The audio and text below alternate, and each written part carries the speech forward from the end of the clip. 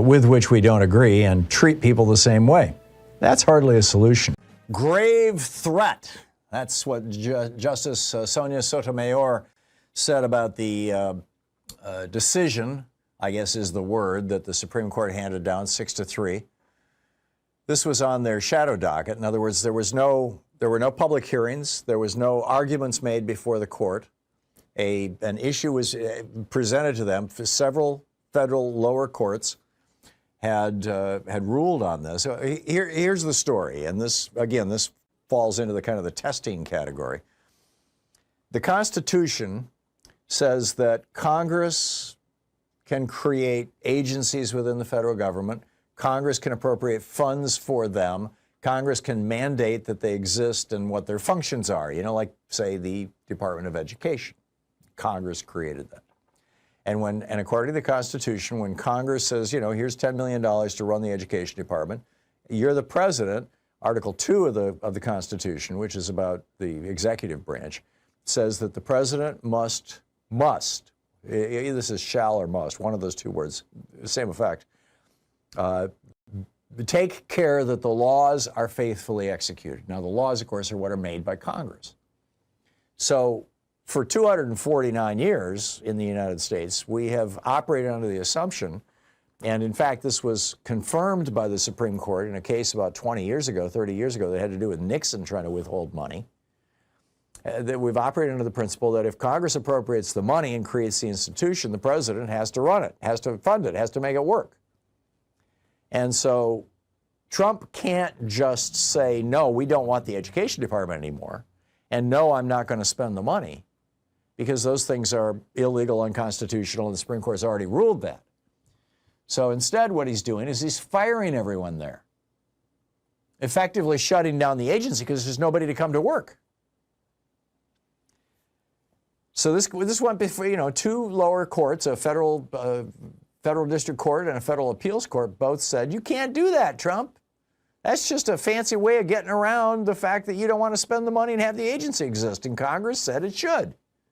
And Congress is the first among equals. Congress gets to make these decisions, not the president. You do not have a line item veto in the United States.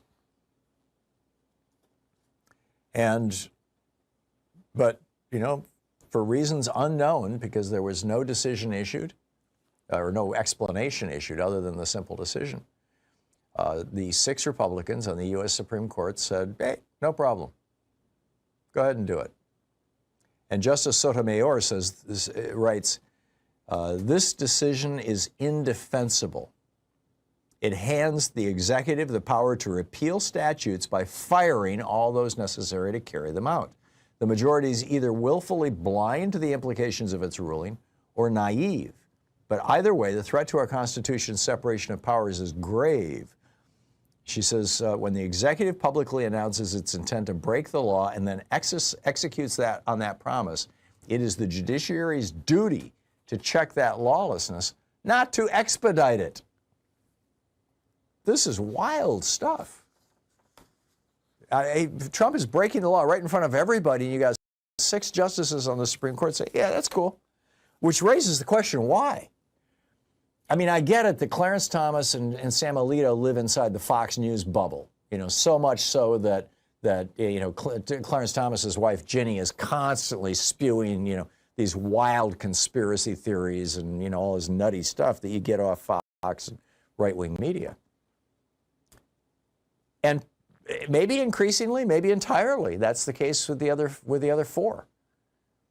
But we have 6 justices on the Supreme Court that are just violating the Constitution left and right as far as now I'm not an attorney, but a lot of attorneys and federal judges, including conservative judges, famous conservative federal judges like Michael Ludig, are coming out and saying this is just wrong. Which raises the question, why are these 6 people on the Supreme Court doing this? Is it that they hate democracy the same way Trump does? That they want to see him turn this country into an autocracy, into a dictatorship? Is it that they want to have dear leader, that they want to have an autocrat running the country? That's one possibility. Is it that they're being paid off to do this? Is it that they know that if they start going against Trump and the Republicans, The billionaires who are supporting them and giving them vacations and flying them around the world and paying for their kids' school and giving them a cushy lifestyle, essentially, all that money will dry up. Is that it? Are they afraid that the gravy train will end? Or is it like, this one federal judge who this guy dressed like a pizza delivery guy came to her front door, knocked on the door, her son answered the door, and he shot him dead. And then her husband, she was down in the basement, her husband came out to see what was going on, and he shot her husband. Now, her husband survived, but by that time, she had, I don't recall all the details after that point, but he never got to her, bottom line, and the police got him, but he showed up as a pizza delivery guy to kill a federal judge who had ruled against Trump. And what's happened now? Hundreds of federal judges have gotten pizzas delivered to their houses in the middle of the night. And this is, of course, the right-wing way of saying, we know where you live. You could be next. You don't want to be like that judge, do you? Is that why these 6 justices on the Supreme Court are going along with Trump? Is it that they're just terrified? I mean, none of them are super rich. They live in, high-end fancy neighborhoods in Georgetown, like that, and they have some. In addition to bringing you the Thom Hartmann Program here on Free Speech TV and Video Media Online, we also have a whole set of ways you can interact with us and tools you can use to spread the word about the importance of democracy and the threats to it in our republic. First, there's your daily homework. Sue Nethercutt puts together a daily email newsletter that has a link to every story I discuss on the air, so you can find my sources and you can share them with your friends. It's free and you can sign up at thomhartmann.com. Second, I publish my daily take every day over at the hartmannreport.com website. That's also free if you want the daily 5 days a week rant in your inbox. No ads either. Third, we have the podcasts. There's the free 1-hour version of our daily show that's advertising supported. You can find that wherever you get your podcasts normally. And then there's also the podcast of the entire 3-hour show with no advertisements, and that's available by subscription over at thomhartmann.com. So check them all out at thomhartmann.com and hartmannreport.com.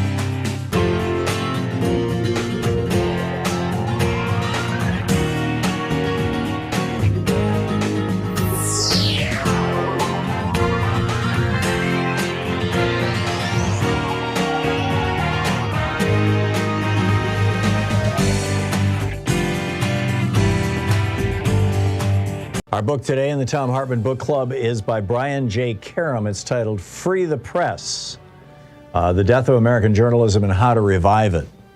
This is from the very last chapter, page 265.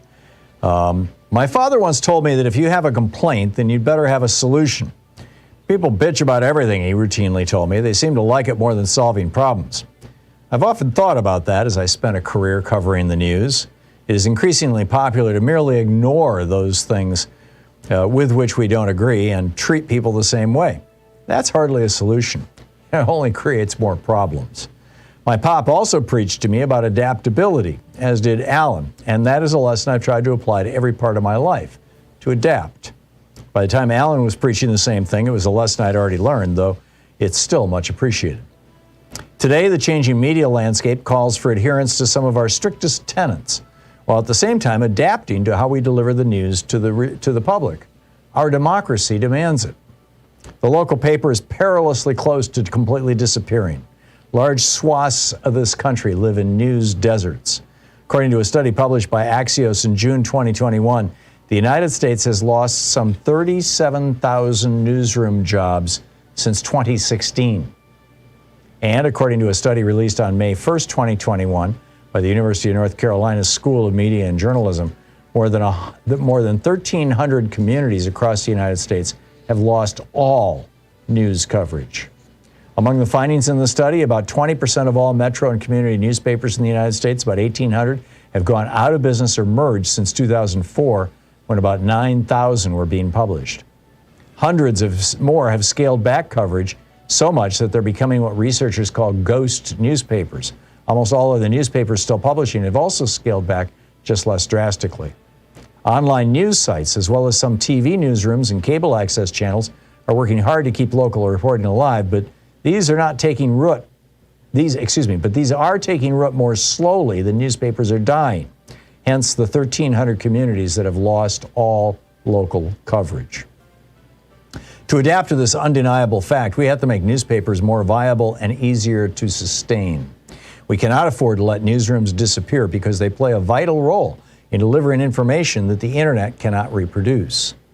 When you go to the internet, you're usually on a hard target searching for information. When you pick up a newspaper, you're scanning for information and are open to read anything presented to you. You may not know what to search for, but you know what you want to read when you find it. Newspapers are smorgasbords of information. The internet isn't and cannot be set up that way. So how do we save newspapers? There are a variety of business models currently under consideration. Nonprofits hold promise, but as of yet, we haven't gotten the needed solution or the needed traction. A big push was made to save the Baltimore Sun through a nonprofit, and this may indeed be the best way to save newspapers, since the job they do for society is completely incompatible with capitalism. Quote, "There's no question about it. I don't think any problem facing the country is more severe than what is facing our news information infrastructure," end quote, Michael Copps, formerly of the Federal Communications Commission, told me. Quote, "I saw it. First call I got was from the chairman when I joined the FCC was about the merger of Fox and Chris Kraft. That set the tone. I thought going to the FCC was the coolest job on earth. We'd be serving the public. And then I realized I spent a lot of time meeting with CEOs who wanted to seek approval of their mergers. The FCC more often than not approved the mergers. Then a rival would come in and gripe and say in order to compete, they had to have a merger too," end quote. The free market obviously isn't the answer. It only allows politics and information today to be played and reported on as sport. Walter Cronkite, Dan Rather, and others saw it coming. This is a very steep mountain to climb, and there is no commercial solution to the problem. The corporate consolidation, as Copps told me, is too embedded in the system. How do you get beyond that? The government has to exercise its antitrust laws, and we need to think about public media. Put the brakes on corporate mergers. Subsidies are the key, Victor Picard, the University of Pennsylvania communications professor, explained to me. He works at the intersections of U.S. and global media activities and politics, the history and political economy of media institutions, and the normative foundations of media policy. Quote, "It's the commercialization, the dedication to clickbait, and profits above all else. That's what's driving this. There's no commercial incentive to do it right. This is the Thom Hartmann Program. Isn't sexy. Hey, happy Wednesday, and welcome to MAGAstan. Seriously, Donald Trump's Republican Party and Trump himself, of course, are building an American Taliban founded on racism and authoritarianism. Also, Trump's new mission for immigration is to keep out anti-Americanism. Just what qualifies you to be anti-American? We'll review that. Also, is Putin Trump's new mentor and best friend? And what is he mentoring him in? Dictatorship? Ruthlessness? In the second hour of our program, Stephen Spaulding is going to drop by. Why does the Supreme Court keep ruling in Trump's favor? And what's the deal with this so-called shadow docket? And veterans are fearing a new Kent State massacre. Can it be prevented with military boots on American soil? And in the third hour of our program, Trump's new emergency, his newest emergency, could be his downfall if Democrats fight back. I'll share some thoughts on that with you. So we got a lot to talk about here today. But I wanted to start out with welcome to MAGAstan. Trump's GOP is building an American Taliban of racism and authoritarianism. That's the title over at HartmannReport.com, our daily take today. It's also kind of the essence of my newest book, which will be out in just a couple of weeks. The Last American President, a broken man, a corrupt party, and a world on the brink. You can find a link in today's article, actually in everyday's article at the very end. And it's available for pre-order if you're interested. But, you know, it's also going to be available through libraries all over the country, so you can get it for free. In 1984, the George Orwell novel, Orwell said, "Those who control the present control the past, and those who control the past control the future." And, you know, Trump has weaponized that prophecy. He's, you know, with his project, his crusade to make America white again. What they're building is not really a political movement, but a parallel nation, a MAGAstan, where loyalty oaths replace truth, where history is scrubbed clean of slavery and racism, and authoritarian obedience is demanded in the name of patriotism. This is Trump's and America's homegrown Taliban. And they're no longer even pretending to hide their intentions. The Oklahoma Department of Education just rolled out their MAGA America First certification exam for teachers. Yeah, we're going to weed out the woke, right? Any teachers coming from California or New York, they're going to have to take this test. It's not an exam, it's a political loyalty test. And this is the larger pattern that we're seeing from Republicans right now. They're not hiding their racism anymore. They're not hiding their misogyny anymore. They're reveling in it. They're celebrating it. And, you know, this was underscored by Trump's latest tantrum about the Smithsonian, where he said that he was complaining that the Smithsonian museums were, quote, out of control because they talk about, quote, how bad slavery was. Slavery was bad. But, you know, Republicans apparently don't accept that. Certainly Trump doesn't accept that. He wants us to stop teaching that slavery was bad. He doesn't want to hear about Jim Crow or redlining or systemic racism or any of that stuff. You know, this whole anti-woke thing, this is just code for we want to be able to use the N-word again. We want to be able to engage in racist hiring practices again. We want to scrub history of any, you know, mention of the horrors of racism. It's you know, it's basically a reinvention of the Confederacy, and Trump is the perfect avatar for it. And their purges go way beyond just education and museums. They've also gone after the federal workforce with a vengeance, which, by the way, is the largest concentration of employed black women in the country. And, of course, you know, Musk, a white Nazi-saluting South African immigrant, you know, made sure to get rid of literally tens of thousands, I believe well over a couple 100,000 federal employees, many of them black women. They've, you know, disproportionately relied on federal jobs for stability and upward mobility and entree into the middle class because we've been enforcing you know, anti-discrimination laws since the 60s at the federal level. And most companies really have only been doing it in the far more recent past. So here we've got these purges. You know, Trump has now purged the military, the senior levels of the military, of the women and black men who were in senior leadership positions.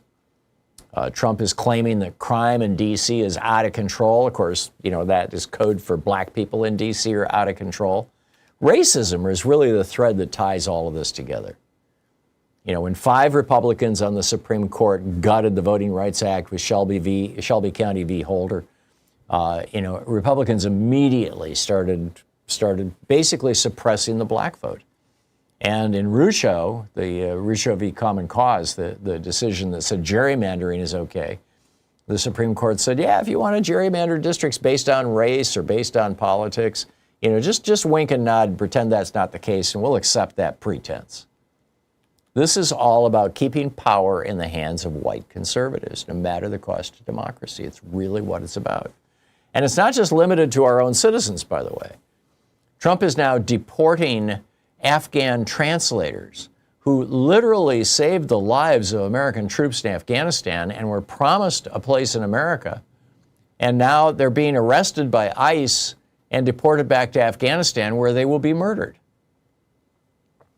I used to, and why? Why is this happening to these Afghan translators?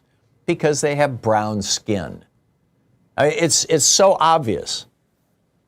You've got ICE now into the court system, ultimately to the Supreme Court, saying, "May we please racially profile?" Actually, they're asserting the right to do so, and they are clearly doing so right now. You know, before I started doing this program, I grew up. I mean, I've lived all over America. We lived in the South for a little over a decade. We lived in suburban Atlanta. We lived in the Northeast. We've lived in the West Coast. We lived in Germany for a year. I've traveled all over the United States, both doing business and on vacation. Probably more for business.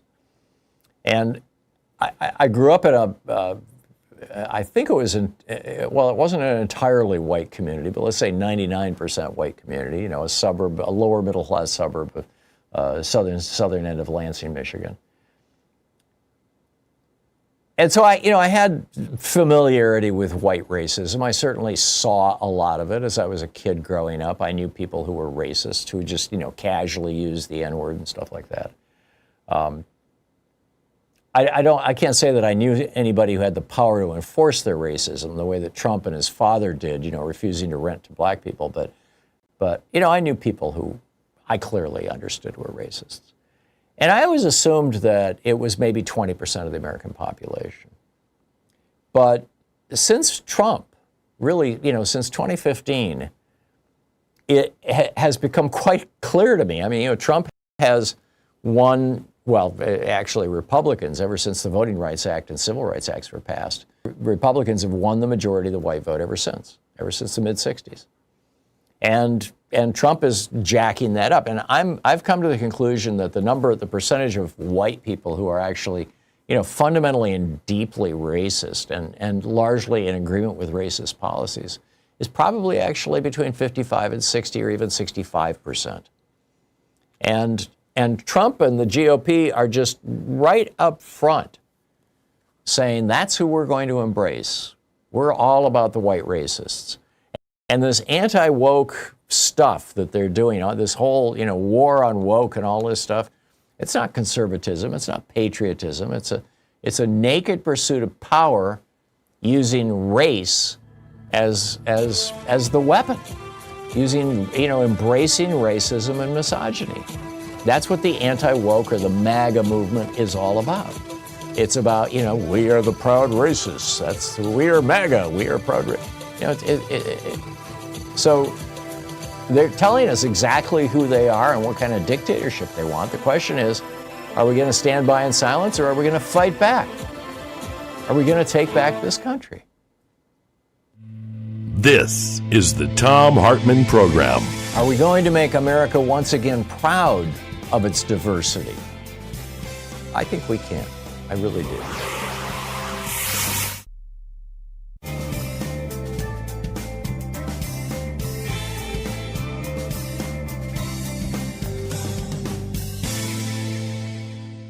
And welcome back. Michael in Las Vegas. Hey, Michael, what's on your mind today? Yes, good morning, Tom.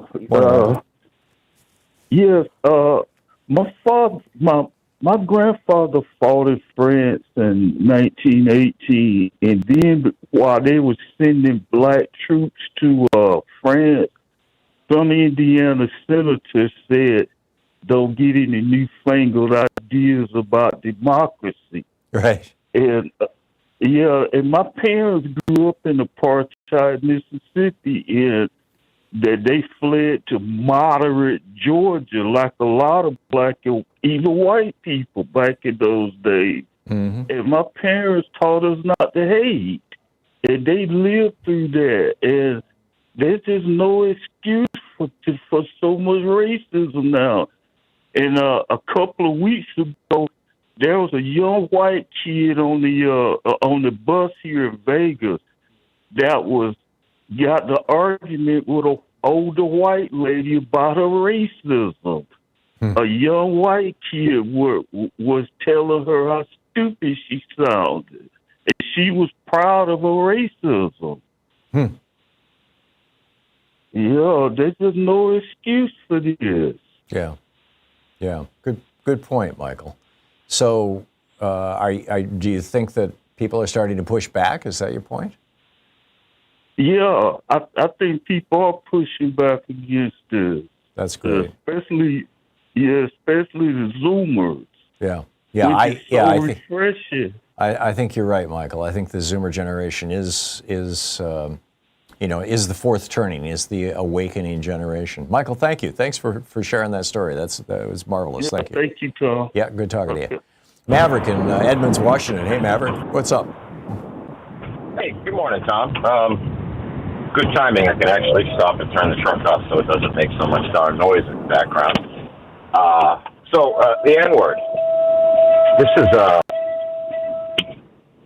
is a problem. I grew up on the south side of Chicago, and my grammar school was probably 90% black folks, and my neighborhood was all white, but it was 2 blocks away from an all-black neighborhood. So I enjoyed a nice mix of friends as a little child.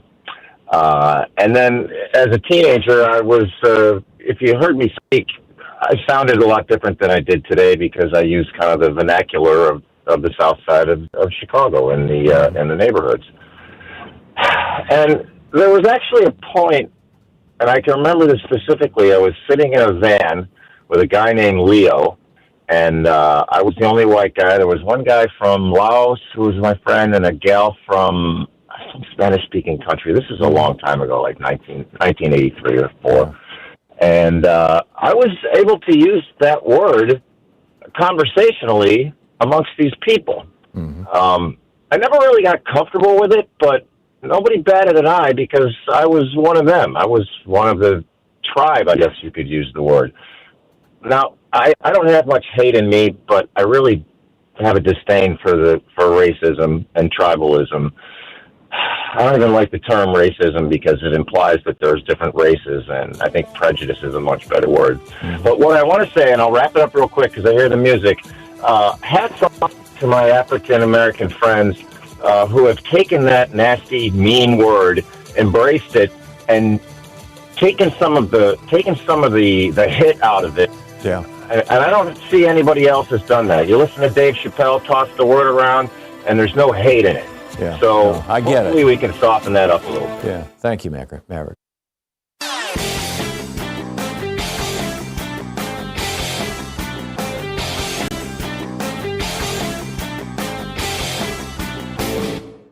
Missed my opening rant today? It's usually published over at HartmannReport.com, where you can read it and share it with your friends for free. Check it out, HartmannReport.com. It's the Great Revenge. Trump's Orwellian America is taking shape. The key to it was this insane executive order titled Ending the Weaponization of the Federal Government. And basically what it does is it sets up the weaponization of the federal government. It proclaims that the Biden administration was, using the Justice Department to go after Trump people and Republicans, and it does it in a way that basically rationalizes they're doing the same thing.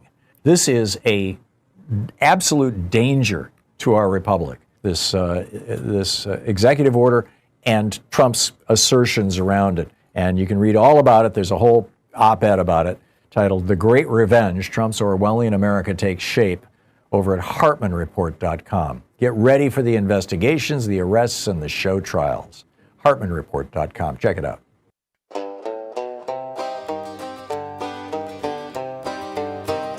Orwell's warning, straight from the page. They're twisting the future, rewriting the age. History's burning, truth's under ban.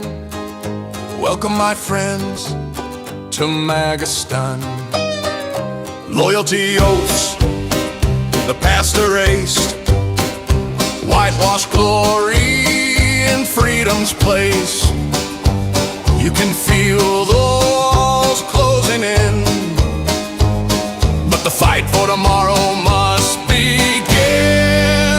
Welcome to MAGAstan, where the flag's just a mask for the master plan. They call it patriot, they call it free, but it's chains and silence for you and me. Welcome to MAGAstan, where the strong arm rules and the truth is banned. They're not hiding, it's out in the open wide. Let democracy die. Welcome back. U.S. to root out anti-Americanism and reviewing immigration applications. This is wild. The U.S. Citizenship and Immigration Service. This is the organization that handles requests to either visit the United States, get a visa, for tourism or business or school, or to become a U.S. citizen. And, historically, they've looked at criminal records. I mean, you don't want mass murderers coming to America or even really competent burglars.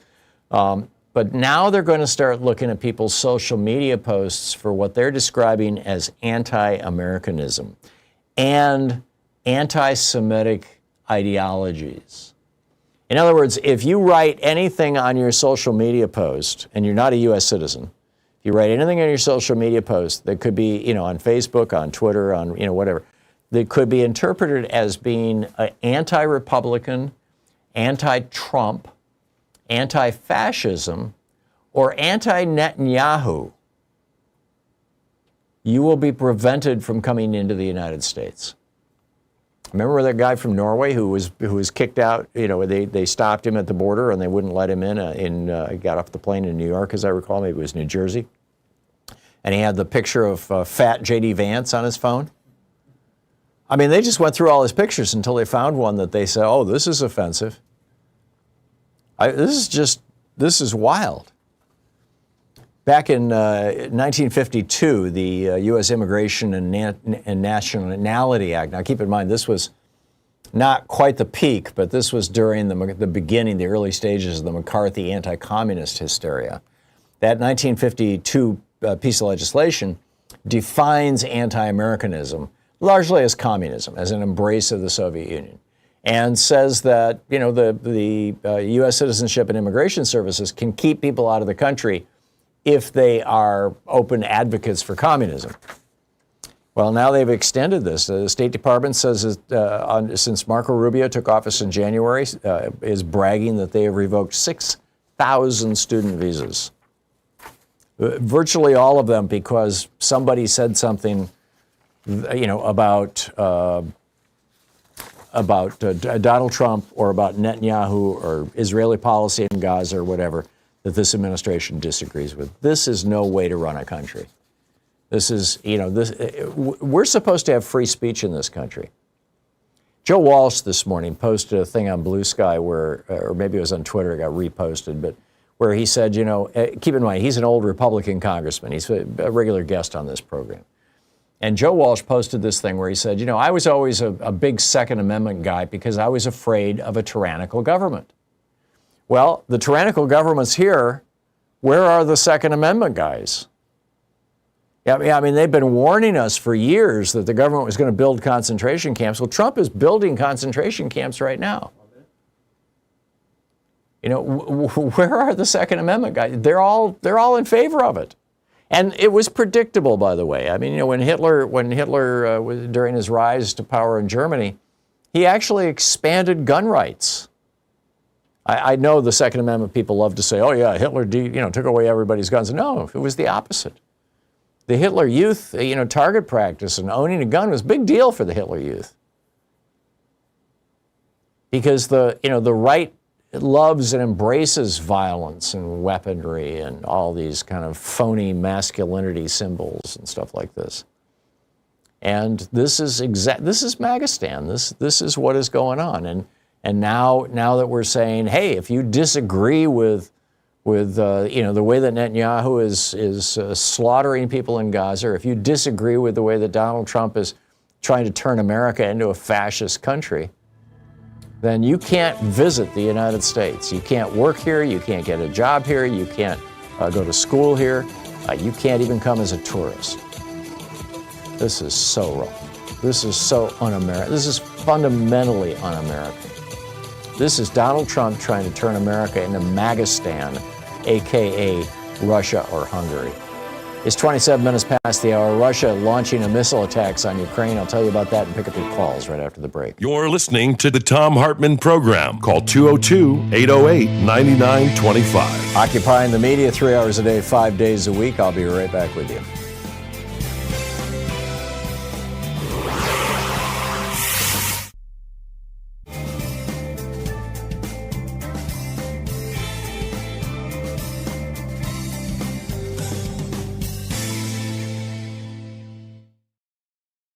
Our book today in the Thom Hartmann Book Club is A History of the World in Six Plagues, How Contagion, Class, and Captivity Shaped Us from Cholera to COVID-19.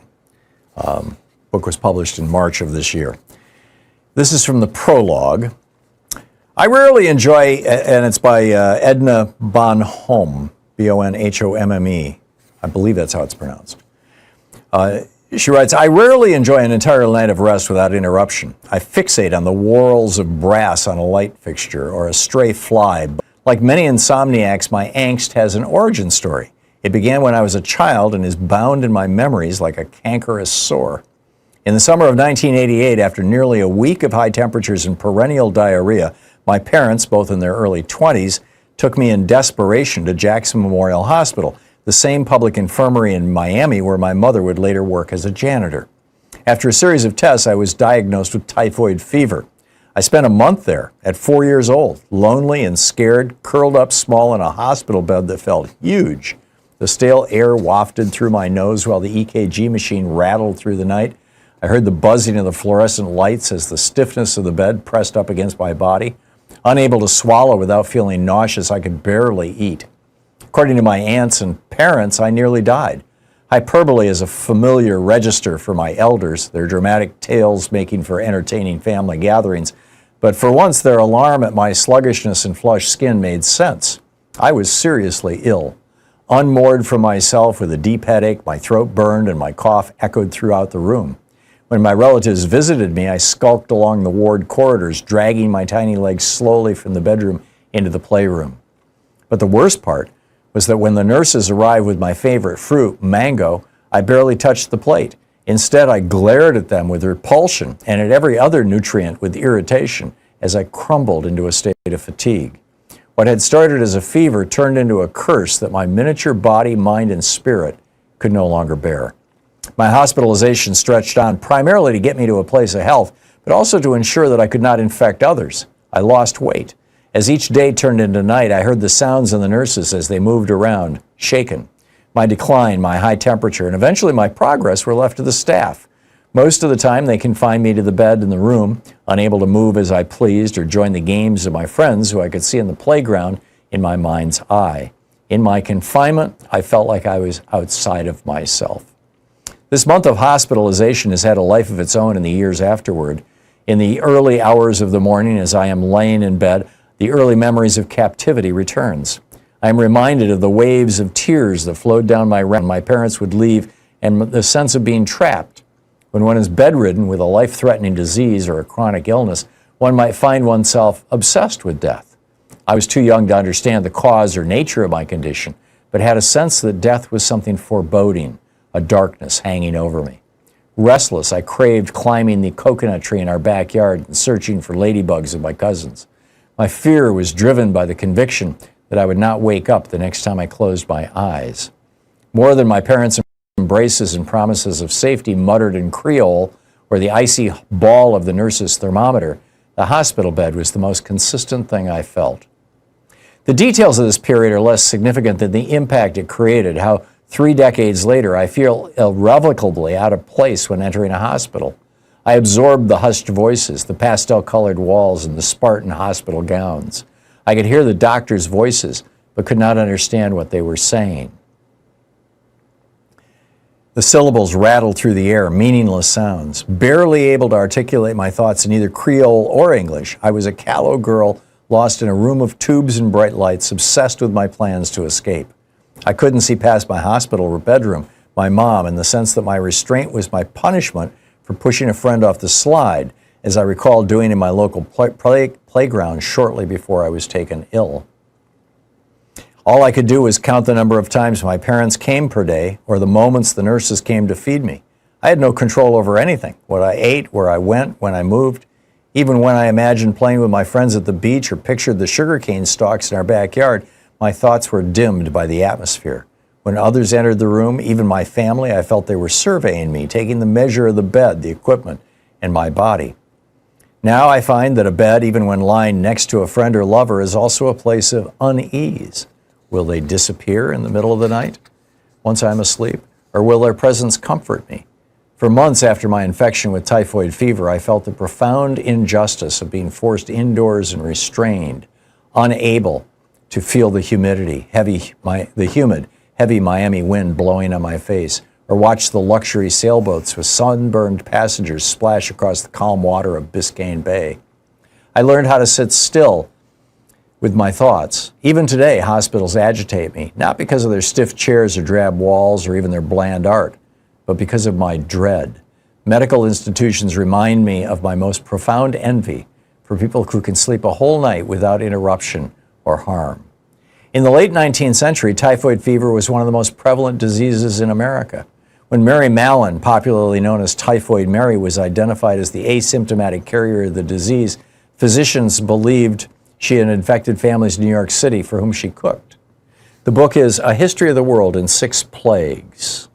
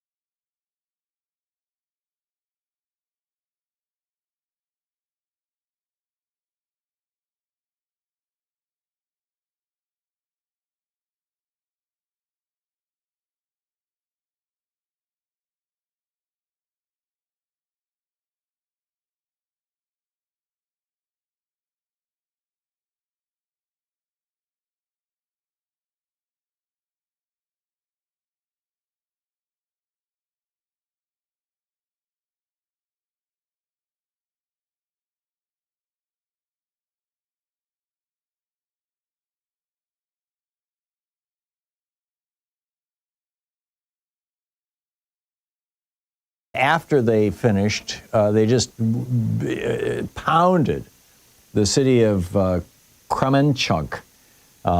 Dozens of missiles, multiple ballistic missiles, dozens of drones used in the attack, killing civilians, killing children.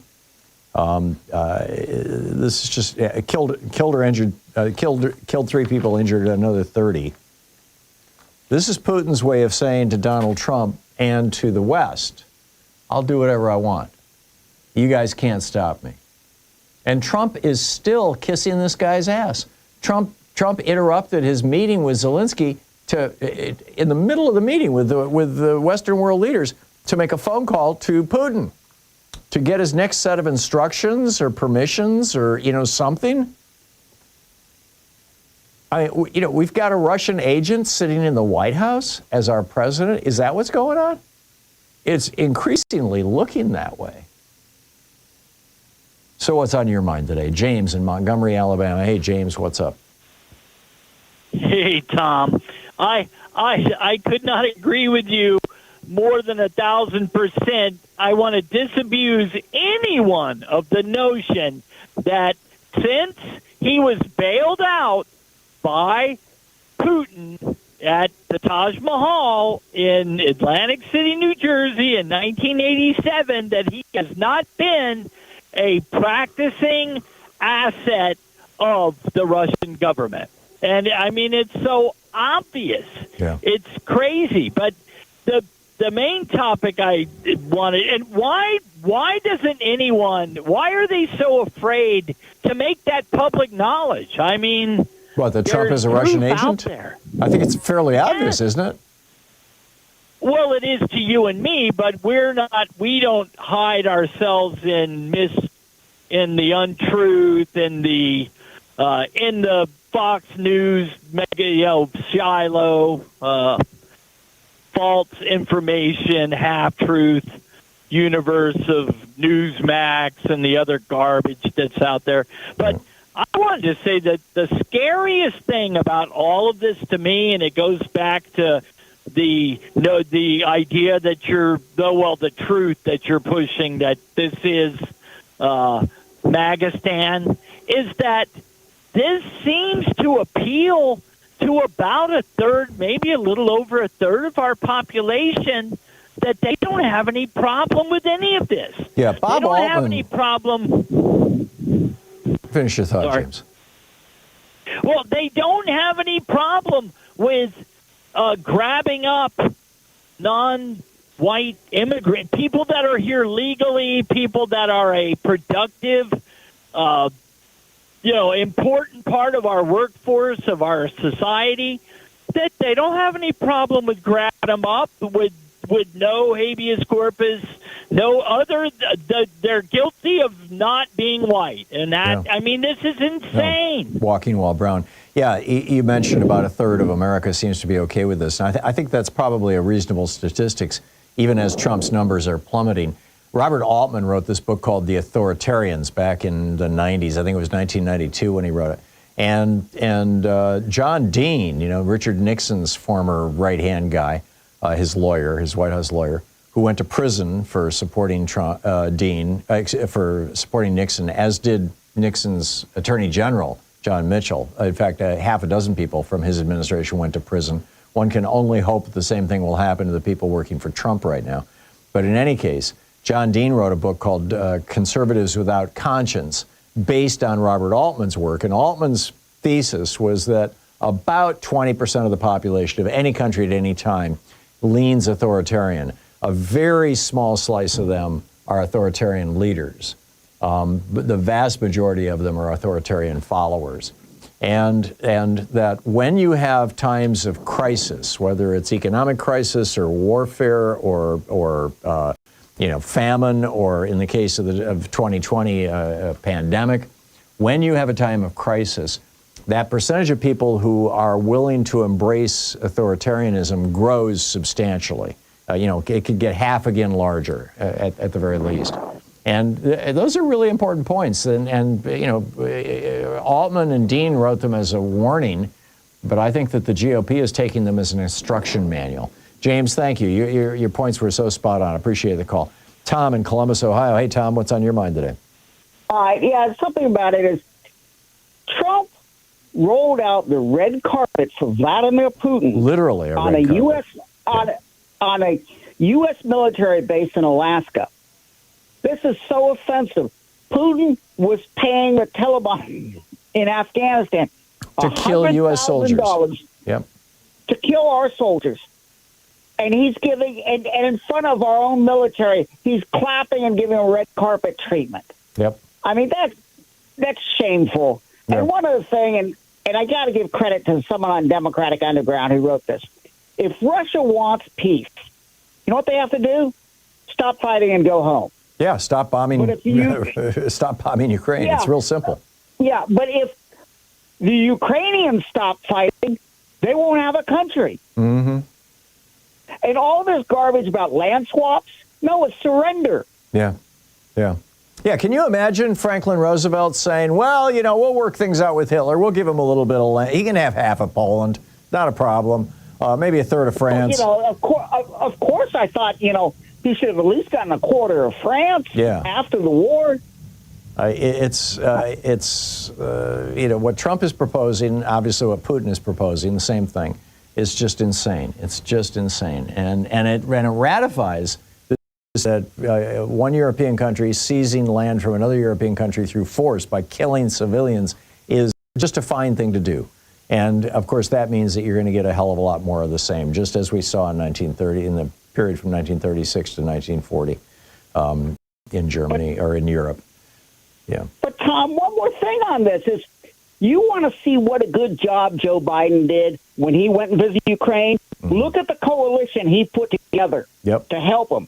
Yep. And those people are standing up now, proud and strong. Yep. And I'm so proud of Joe Biden. Yeah, I agree. And he was the first president in American history to go into an active war zone. I suppose you could argue that James Madison, who led troops as president against the Canadians and the Brits in the War of 1812.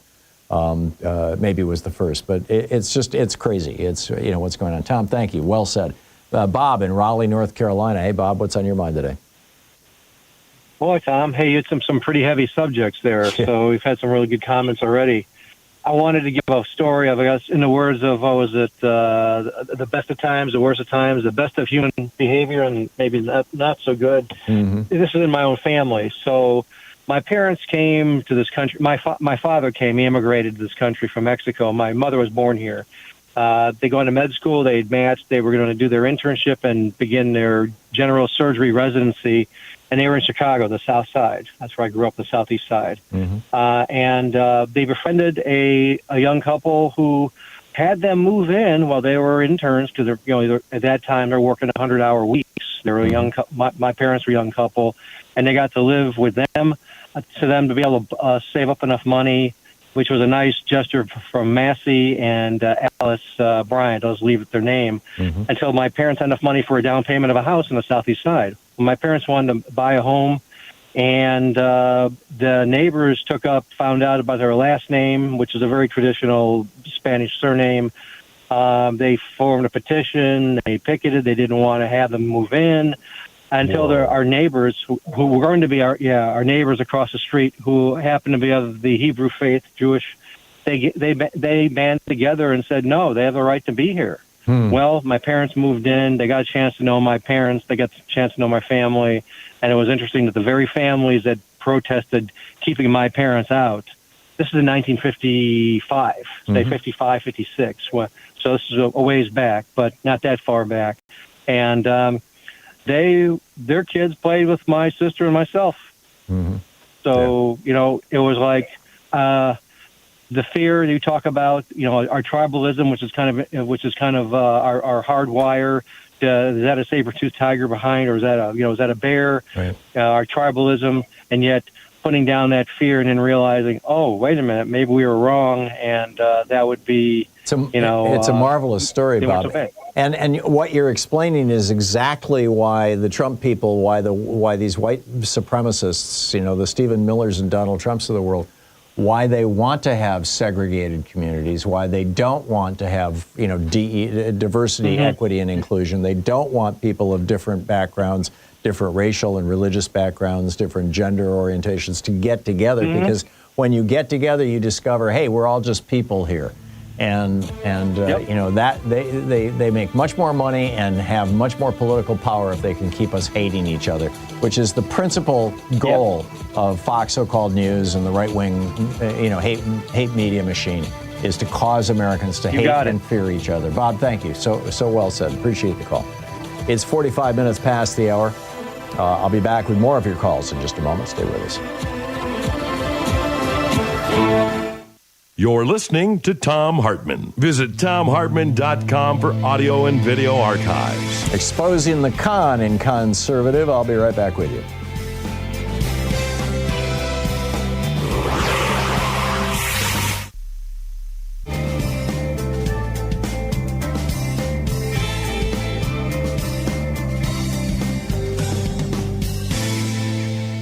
And welcome back. Kenyatta in Los Angeles. Hey, Kenyatta, what's on your mind today?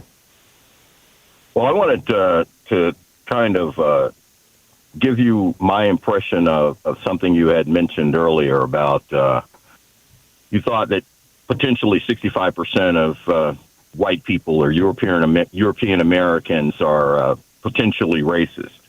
I got to tell you, from where I sit, I think that number is very low, but that's my opinion from where I sit. You may be right. Harriet, pardon me? You may be right. I'm not claiming any science to this. It's just my sense. Yeah, I can dig it. Harriet Tubman was supposed to be on the $20 bill. That didn't happen. There was 40 acres and a mule promised to so-called freed black slaves. That didn't happen. The GI Bill, when my grandfather came back from World War II, he was unable to get a GI Bill loan for a home, even though that was part of the benefits he was supposed to get being a combat veteran. See, racism is not a matter of burning a cross or wearing white pajamas. racism is a matter of policy and policy that you support. And so when I say that I think it's a much greater percentage of white people, I believe that. You don't have to run around saying, and by the way, that guy talking about taking the sting out of the N-word is the most awful racial slur known to man because what it represents. A lot of my people, that was the last word they heard before their neck snapped from the magnolia tree. How dare anyone say that there's any sting taken out of that word? And if you say that word, whether you be black, white, or somewhere in between, in my presence, somebody's going to have a bad day. Yeah, I think his point was that oppressed people have a long history of using the language and tools of the oppressor as weapons for their own liberation, or at least, ridicule, things like that. I get that. I also get the position, the point that you're making, Kenyatta, totally. Well, I think when I hear particularly younger black people using that word colloquially, I think that's really, if you really want to get into the nitty gritty of it, I think that's a manifestation of 400 years of self-hatred. You don't see any other group of people calling each other beaners or chinks or whatever. You don't see that. You don't see the word being used in movies and in records like you do with that word. No other word, no other racial slur is profitable in this country, and it's ubiquitous. And it's just very upsetting to me that anyone would think that normalizing that word should have the same gravity as the K word when it comes to Jews. Yeah, I get it. I'm not disagreeing with you.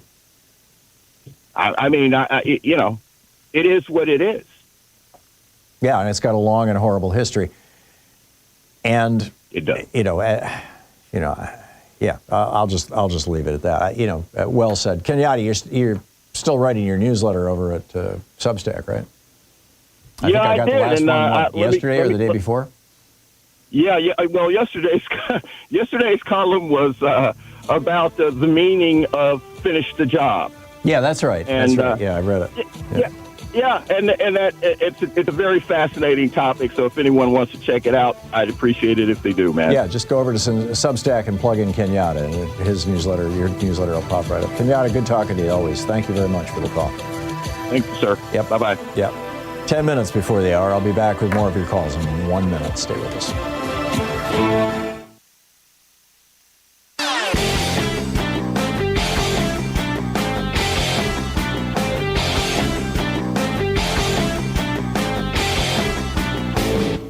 Our daily song is now available on Spotify, Apple Music, Amazon Music, YouTube Music, Pandora, Tidal, Deezer, iHeartRadio, and a whole bunch of other platforms. Just look for songs by Louise and Thom Hartmann. Check it out. Did you know that the ancient Roman Republic, which for 480 years was actually a democratic republic before Julius Caesar kind of ended the democracy phase and replaced it with the autocracy phase, that they were brought down by a very small group of very rich people. The richest man in ancient Rome was Marcus Licinius Crassus. He was the richest guy, the billionaire of Rome. And he frankly hated the Roman free bread for all welfare system. It was being paid for with his tax dollars, after all. So him and Pompey the Great and a few other rich guys got together, and they basically crashed Rome. They turned it into an oligarchy and then into a tyranny. And the parallels to what Trump is doing right now are absolutely shocking. There's an article about it over at HartmannReport.com titled "American Caesar: Trump's Path to Power Mirrors Rome's Darkest Days." Check it out.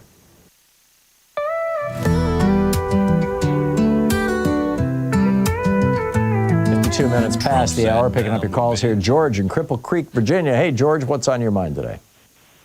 Hey, Tom, how you doing? I just saw reports that Ukraine has a new domestically produced cruise missile called the Flamingo, right?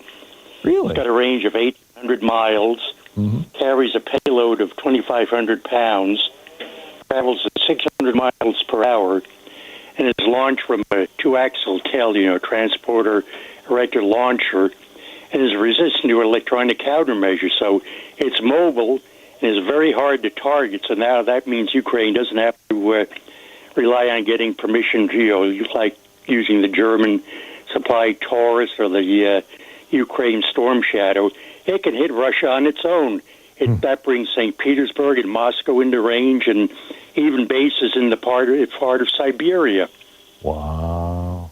So what do you think would happen, George, if they were to lob some missiles into the Kremlin? Or just into... Putin wouldn't like that too much. Yeah, but how I don't know. would he respond? I think he might even, try to use some tactical nukes if that happened. I'd say they'd be better off, targeting strategic bomber bases and missile production facilities and like that. Yeah, well, that seems to be what they're doing, right? Yeah, they're not like, Putin hitting civilian targets. They're careful to hit only military targets. I saw an analysis yesterday suggesting that Putin is going to need at least another 3 years at the current rate to seize enough of Ukraine that he's really done enough damage that he's got what he wants or could even take the entire country. You're a much more well-informed observer and you speak Russian and all that kind of stuff. What do you think? Well, that's why he's stalling. Yeah, he's just stalling for time so he can seize part of Ukraine as a buffer zone and rebuild his armed forces, because there are reports, from the German Defense Ministry, etc., that in about 3 years, Putin's going to try, an attack against the Baltics or Poland to see whether Article 5 of the NATO treaty comes into force. Yeah. Do you think that NATO is strong enough to stand up to Russia right now? Not right now, but, it's going to take at least, a couple, 3 years for all these NATO countries to, meet the 5%, spending on defense, and it's going to take them time to ramp up their defense industries and provide the equipment that they need. Right now, I don't think they do without our backing, and that's kind of perilous under President Trump. Yeah. My sense of it is that not just we, but in fact, in particular, I suppose, Russia and several of these European countries are essentially preparing for World War III. What say you, George? Yeah, that's what the Swedes have been saying. Get your bomb shelters ready and food supplies, and the Finns are saying the same thing. They're saying a 3 to 5 year window. Yeah, and they've lived through this, so they would know. Yeah, especially Finland. The Winter War and the continuation war in 1944. So that's why Finland joined NATO. They've experienced Stalin's aggression. What's the status of Ukraine's application to NATO? Is that just basically permanently on hold until there's no longer hostilities? That's on hold until President Trump is out of office, because he's saying no way. I'm a member of NATO. All NATO members have to agree to it. Mm-hmm. Trump consensus. And Hungary would veto that because, Orban's really one of Putin's friends. Hungary is part of NATO. Yeah, exactly, right? Now, like I say, if any one country vetoes it, you don't get membership. Right. And Turkey's a member too, if my recollection is correct. Yes, since the early 50s or so. And Erdogan's sort of a buddy of Putin. Exactly, and they're getting more and more friendly to Putin. Right. It's a wild time. I'm just very concerned about this, and I know that President Xi has to be looking at this, thinking, if he can get Ukraine, I can get Taiwan. Time to move on Taiwan. Exactly. Yeah. And then what? Israel goes against Iran. I mean, what's the all-out war scenario? China moving on Taiwan, Israel going against Iran. The Hamas launching more terrorist attacks around Western Europe, etc. Yeah. This could get very, very messy. George, it's always good hearing from you. I appreciate your insights and thanks, Tom, and keep up the good work. And once again, kudos to Matteo. There you go. Will do. Thank you, George. It's the top of the hour here. On the other side of this break, Stephen Spaulding is going to drop by. He's writing for the Brennan Center, BrennanCenter.org, about the Supreme Court and this whole shadow docket thing. This is fascinating. Stay tuned. It's going to get real interesting.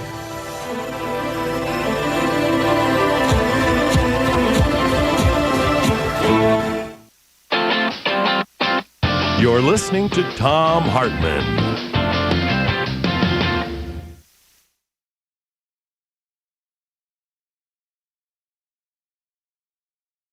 In addition to bringing you the Thom Hartmann Program here on Free Speech TV and Video Media Online, we also have a whole set of ways you can interact with us and tools you can use to spread the word about the importance of democracy and the threats to it in our republic. First, there's your daily homework. Sue Nethercutt puts together a daily email newsletter that has a link to every story I discuss on the air, so you can find my sources and you can share them with your friends. It's free and you can sign up at thomhartmann.com.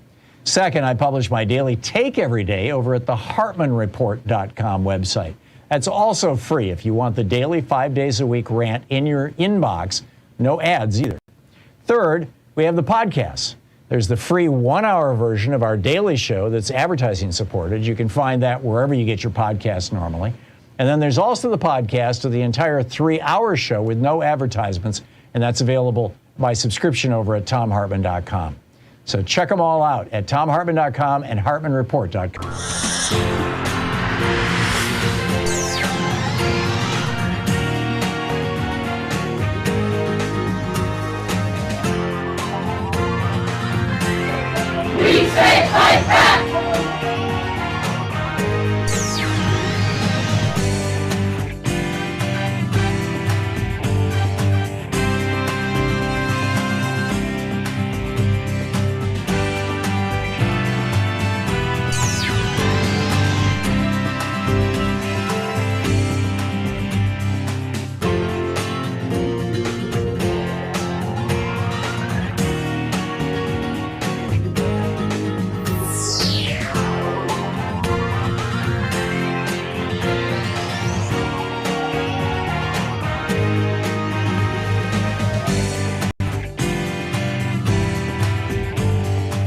Our book today in the Thom Hartmann Book Club is Stokely, A Life by Peniel E. Joseph.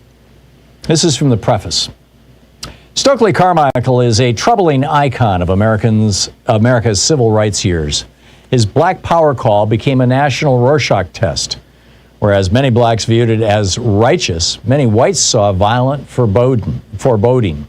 Newspapers brooded over Carmichael's words, quickly forming a consensus that judged the slogan to be at best intemperate and at worst a blatant call for anti-white violence and reverse racism. In 1966, Black Power reverberated around the world, galvanizing blacks, outraging whites, and inspiring a cross-section of ethnic and racial minorities. In 1969, Carmichael left the United States for Conakry, Guinea, where he reinvented himself as a roving Pan-Africanist organizer and professional revolutionary.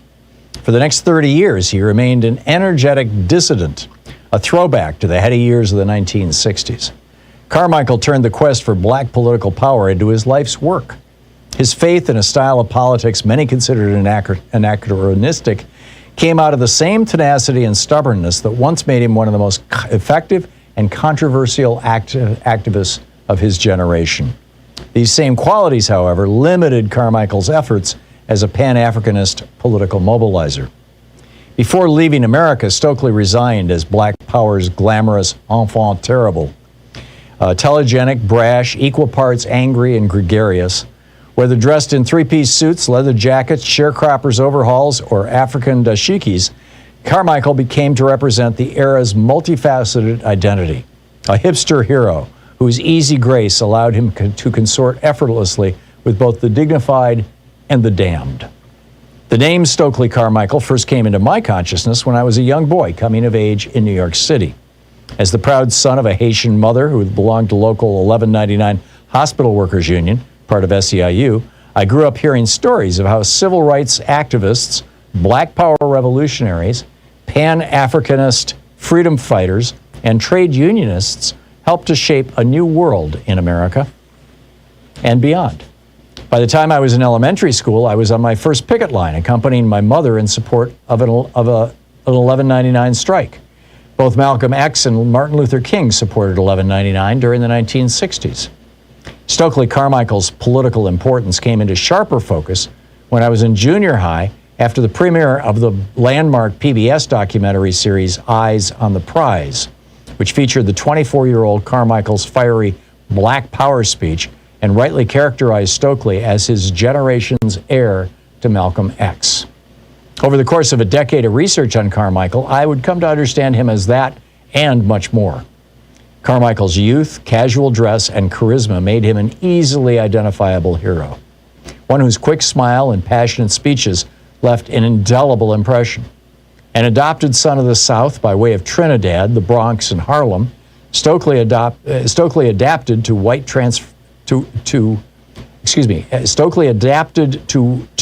while transforming whatever environment he encountered. As a native New Yorker growing up in the city's tense racial climate of the 1980s, I found Carmichael's survival instincts appealing. As a young graduate student in Philadelphia, I had the opportunity to hear him speak and briefly met him afterward. He encouraged me to stay committed to the Black freedom movement, a struggle he defined as infinite. With his flowing African robes, gray hair, and white beard, he looked like a prince. And he had changed his name. He was no longer Stokely Carmichael. As Malcolm Little had become Malcolm X and later El Hajj Malik El Shabazz, Stokely had become Kwame Ture. It was a name that paid homage to his two African heroes, men who had been the first presidents of their countries, Ghana's Kwame Nkrumah and Guinea's Sekou Touré. Kwame Ture spelled the Guinean's name not as the French did, as white Europeans did, but as Arabs and Muslims did. Sekou Touré, S-E-K-U-T-U-R-E. As a college student, Carmichael helped transform America by organizing sit-ins, demonstrations, and voter registrations during the Civil Rights Movement's heroic years, a period that roughly encompasses the decade between the 1954 Brown v. Board Supreme Court decision, desegregation decision, and the 1965 Voting Rights Act, and has become enshrined in public memory through national holidays, films, commemorations, and monuments. Carmichael's deep sense of justice contributed to his evolution into Kwame Ture, the Pan-Africanist revolutionary and anti-capitalist organizer who moved to West Africa and remained tenacious in the face of searing political setbacks. Carmichael ultimately judged America incapable of creating the free and just world he had struggled for as a young man. But despite living in Africa for the final 30 years of his life, Carmichael's legendary stature as a Black Power activist lingered even if many ignored his lasting contributions to civil rights struggles that included a bruising quest for the vote in the Deep South.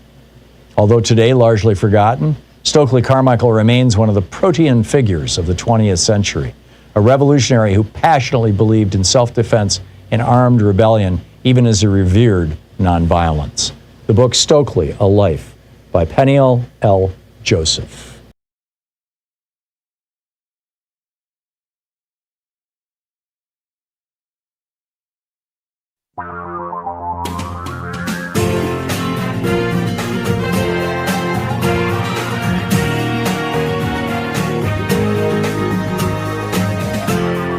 This is the Thom Hartmann Program.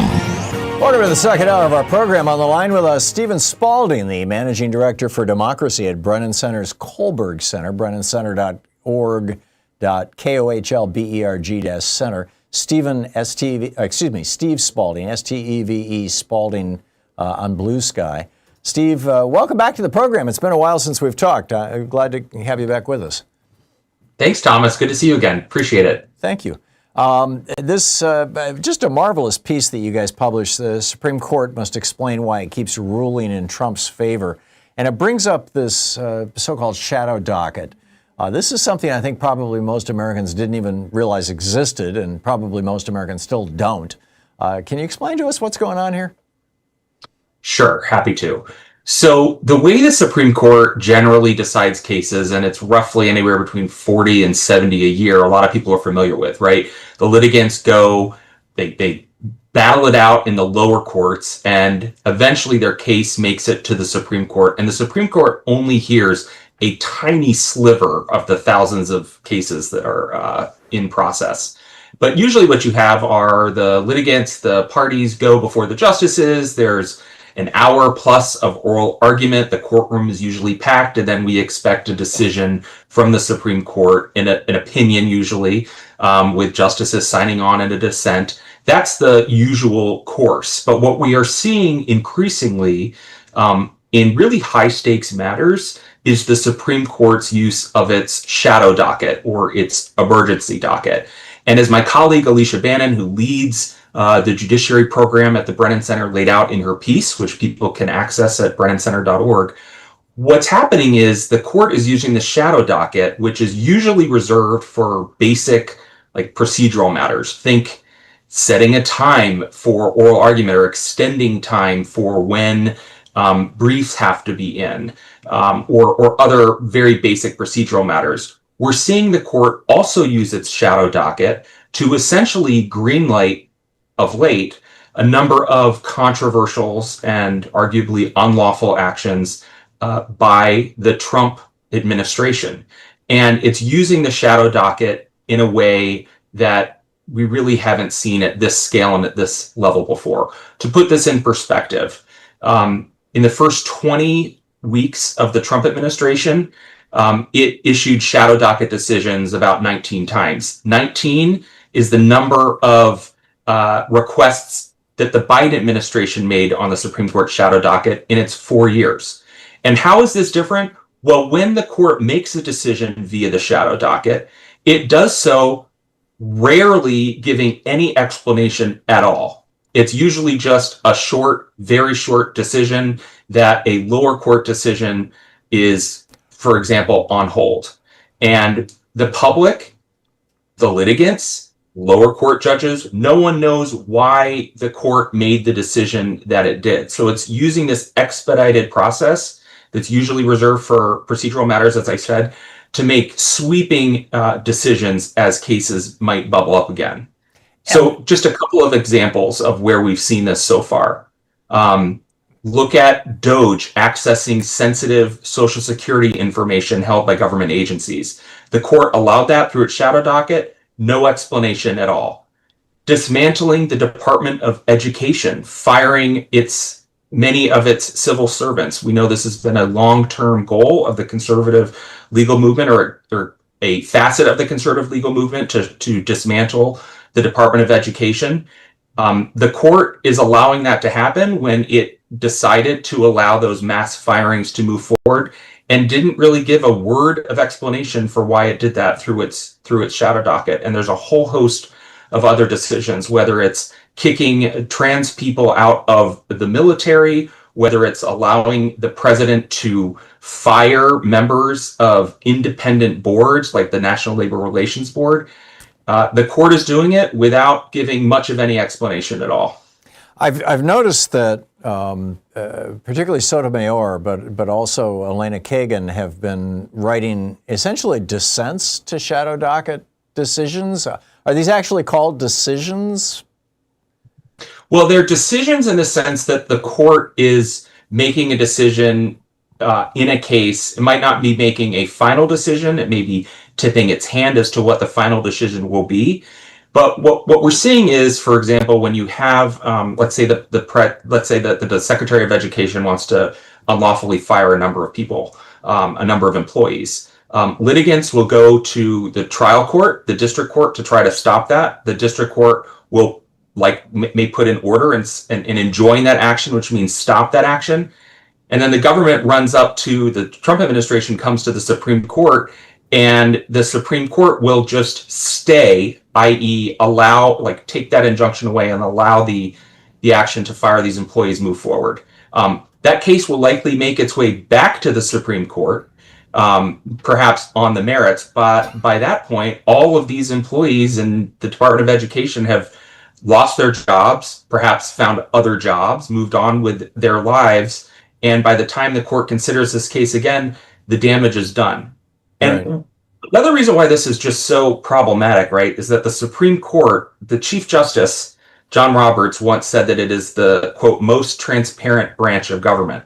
And the idea is, you'll hear them say repeatedly, as a reason to not have cameras in the courtroom, for example, that, well, we explain our decisions. We write these opinions, we spell it out.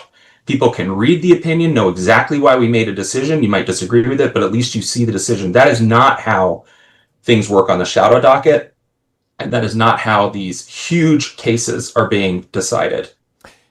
How does this affect precedent? I mean, how is a lower court a district court or an appeals court, or even a state court for that matter, how are they to rule based on shadow docket decisions when there's no explanation, there's no rationalization, there's no here's why we did this, here's the provision of the Constitution that we're trying to enforce, or here's the law that we're declaring unconstitutional or we're trying to uphold? How does this become precedent?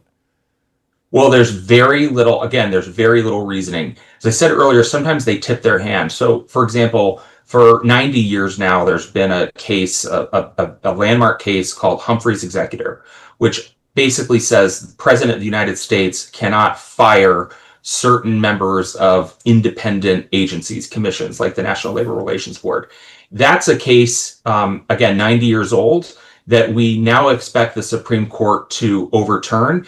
And it came right up to the line in one of the shadow docket decisions called Wilcox, which allowed the president to fire the Democratic commissioners of the National Labor Relations Board and the Merit System Protections Board. So these independent agencies, I know it's alphabet soup, but these very important agencies, the president under Humphrey's Executor, which is this landmark case that's been Supreme Court precedent for 90 years, is now in question because they allowed the firing to move forward. Now, that's an example of a shadow docket case where we had like a couple paragraphs of explanation, and weirdly, for example, they carved out the Federal Reserve as to say, well, we're not looking at whether the president has the authority to fire a member of the chairman or a member of the Federal Reserve, but that Justice Kagan, called that out, as you mentioned, in her dissents. We are seeing dissents where some of the justices have explained their disagreements. But again, this is a place where they may signal that they're going to overturn precedent or just ignore a precedent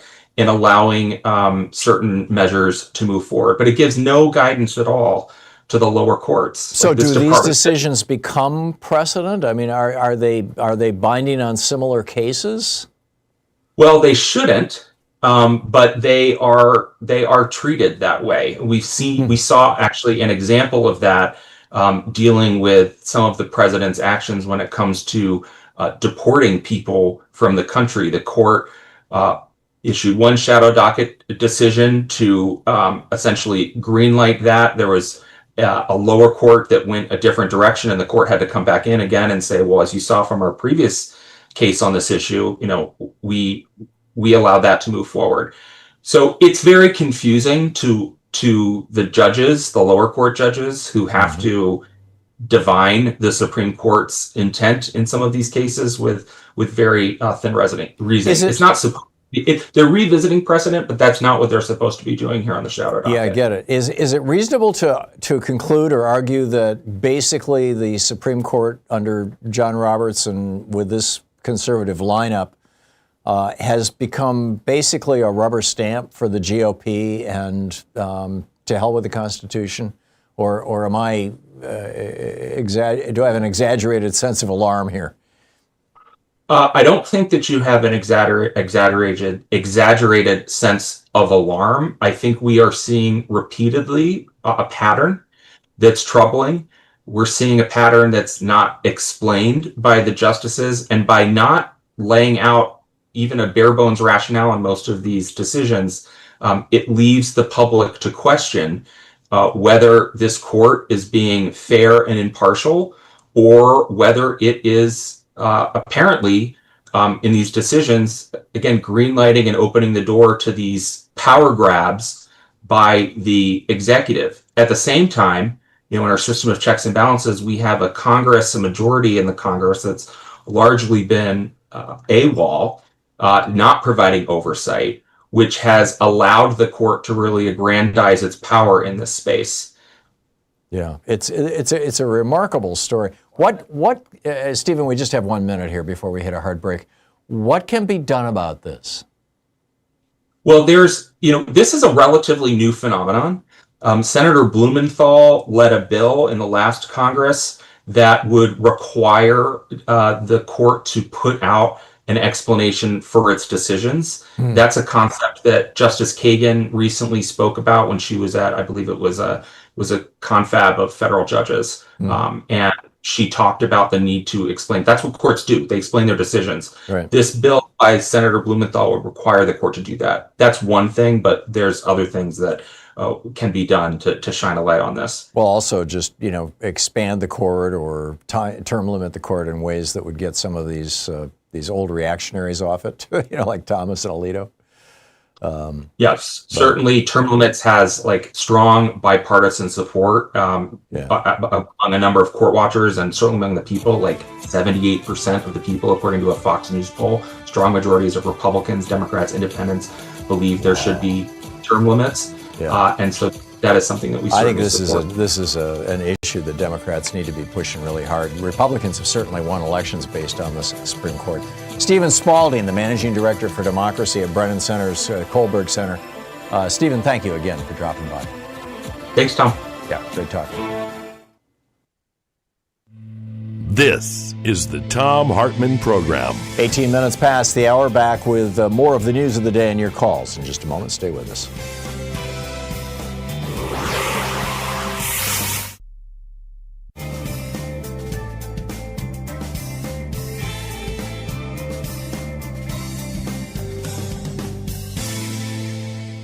And welcome back. Tropical Storm Aaron causing a state of emergency to be declared in North Carolina. It's not coming, the landfall is not happening.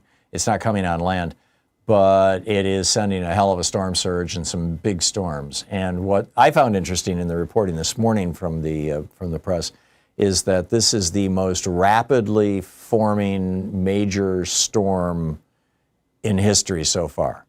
And I remember last year we had the most rapidly forming storm in history. What's happening is as the ocean is warming up, as the planet is warming up, as we continue to burn fossil fuels, and Donald Trump continues to try to increase the profits of the fossil fuel industry. You'll recall he told them, give me $1 billion and I'll give you whatever you want. And he, clearly that, I'm not sure he got his billion, but he's giving them everything they want.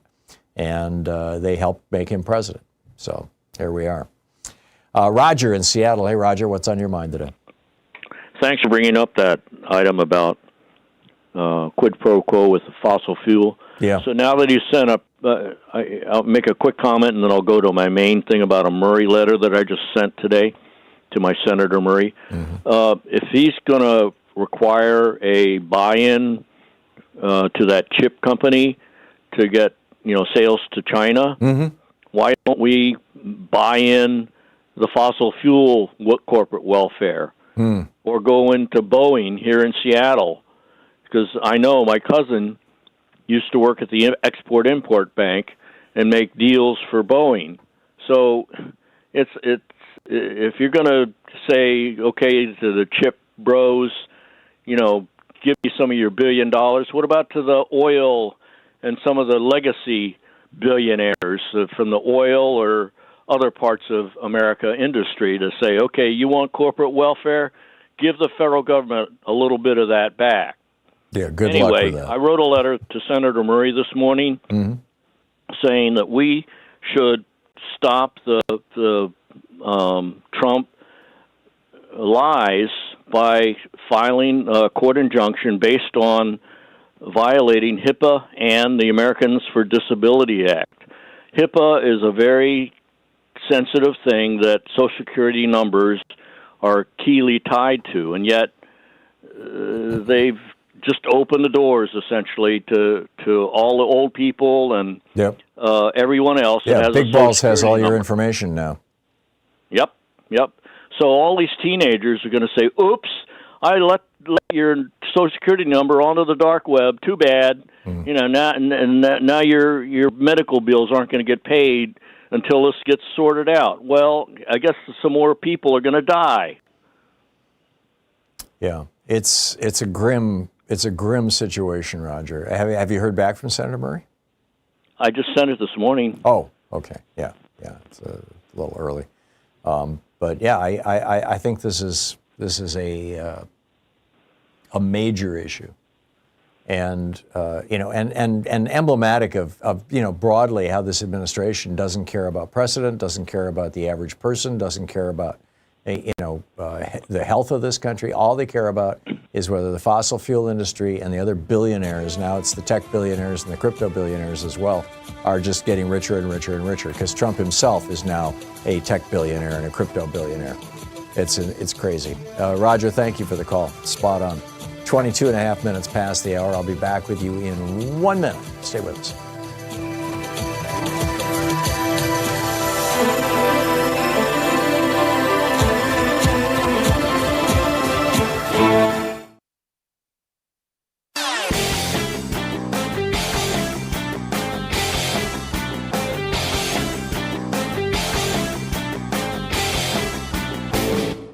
Change starts with you. You can be calling your Democratic or Republican representatives to let them know what you think by calling 202-224-3121. It's the Capitol switchboard. It'll get you right through to them.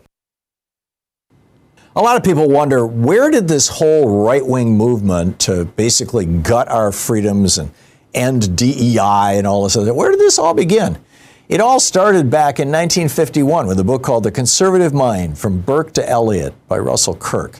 And he argued that if the middle class ever got too big, you'd see young people and women and racial minorities all get up on their hind feet and start protesting and basically screwing up America.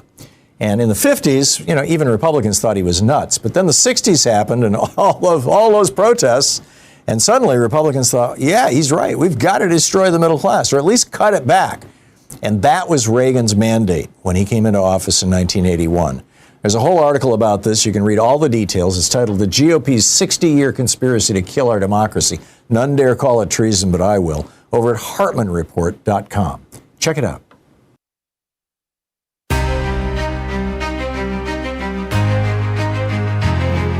"24 minutes past the hour. Welcome back. Picking up your calls here. Marcus in Dallas, Georgia. Hey, Marcus, what's on your mind today? Marcus? Going once? Going twice? All righty. Actually, I'm going to put Marcus on hold. He's been on hold for a while.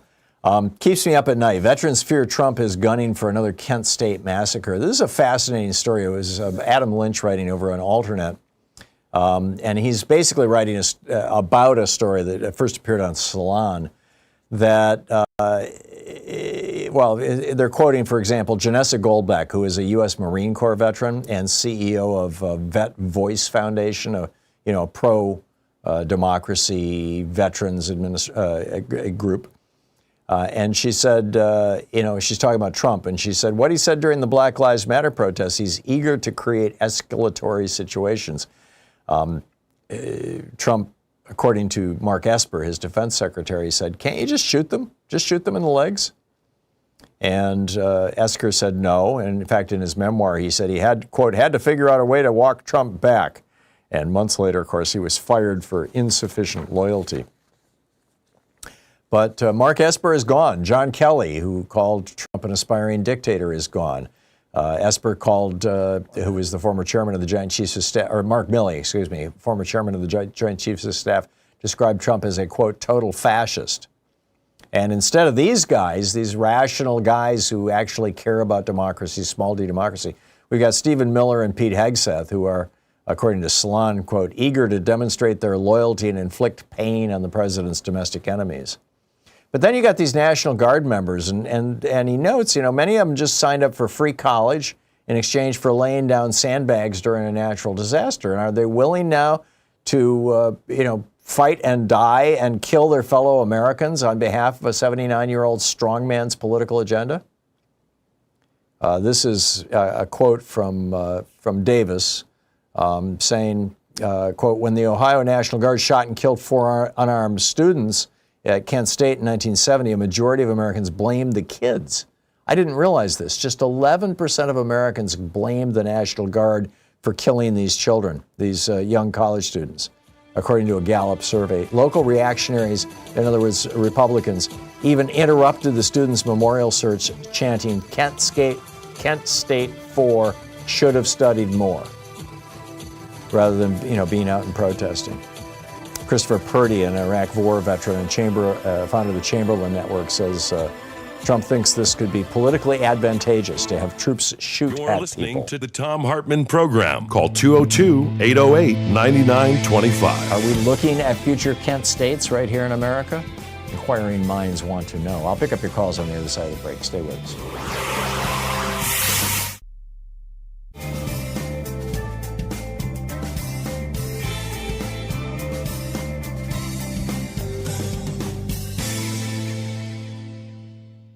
Our book today in the Thom Hartmann Book Club is Libya and the Global Enduring Disorder by Jason Pack. And this is from the preface titled Welcome to the Enduring Disorder. Today's international system is like a ship adrift during a pandemic. With the captain lost to the virus and the most capable and conscientious members of the crew self-isolating in their cabins, the deck is now teeming with contagious megalomaniacs. Rather than collaborate, each thinks he knows how to steer the ship better than the admirals. As the winds pick up, a fight breaks out among those scrambling to infiltrate the bridge. When the winners emerge from this melee and they reach the captain's chair, some choose to deliberately steer into the choppiest waters, each clutching the steering wheel until a competitor bursts in behind them and ejects them from the hot seat. As the vessel craters from stem to stern, those with fainter constitutions or a greater respect for the competency hierarchy have simply chosen to retire to their cabins. Will the crew eventually reemerge from their quarters to put the technocrats back in charge? Might the most reckless passenger subjugate the others, lock the convalescent crew members in their quarters, and emerge as the new de facto captain? Or should some sort of self-sustaining equilibrium have been reached with the vessel zigging and zagging indefinitely, neither capsizing nor reaching port? From my vantage point, watching U.S. policy toward Libya veered this way and that over the years, the events of the spring and summer of 2019 stood out as a high watermark of chaos and contradiction with a multiplicity of relevant actors vying for prominence. They were also representative, in microcosm, of larger global trends. Witnessing them led me to question my assumptions about the West's future role in the world and the fundamental principles underpinning the international system. It was dawning on me that the contemporary ship of state had become permanently unmoored, careening back and forth due to contradictory decisions undertaken by ill-coordinated power centers. Plato envisioned such a scenario in The Republic. He warned that true democracy would lead to populism. Contempt for experts would ensue, eventually culminating in short-sighted and reversal-prone approaches to policy formation. He also warned that once this point was reached, it would be nearly impossible to put the genie back in the bottle. Over the past few years, my day-to-day experience of the foreign policy-making process in Washington, London, and Tunis, and the resulting outcomes in Libya, seem to be embodying Plato's forecasts.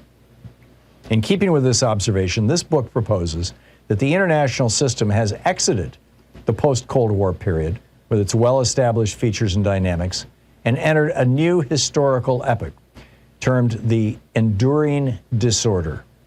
This new historical period, which remains under-researched, is characterized by its own structures, trends, and interactions. They are not scientific laws that can be definitely discovered through experimentation, but rather patterns and trend lines that may be intuited from lived experience.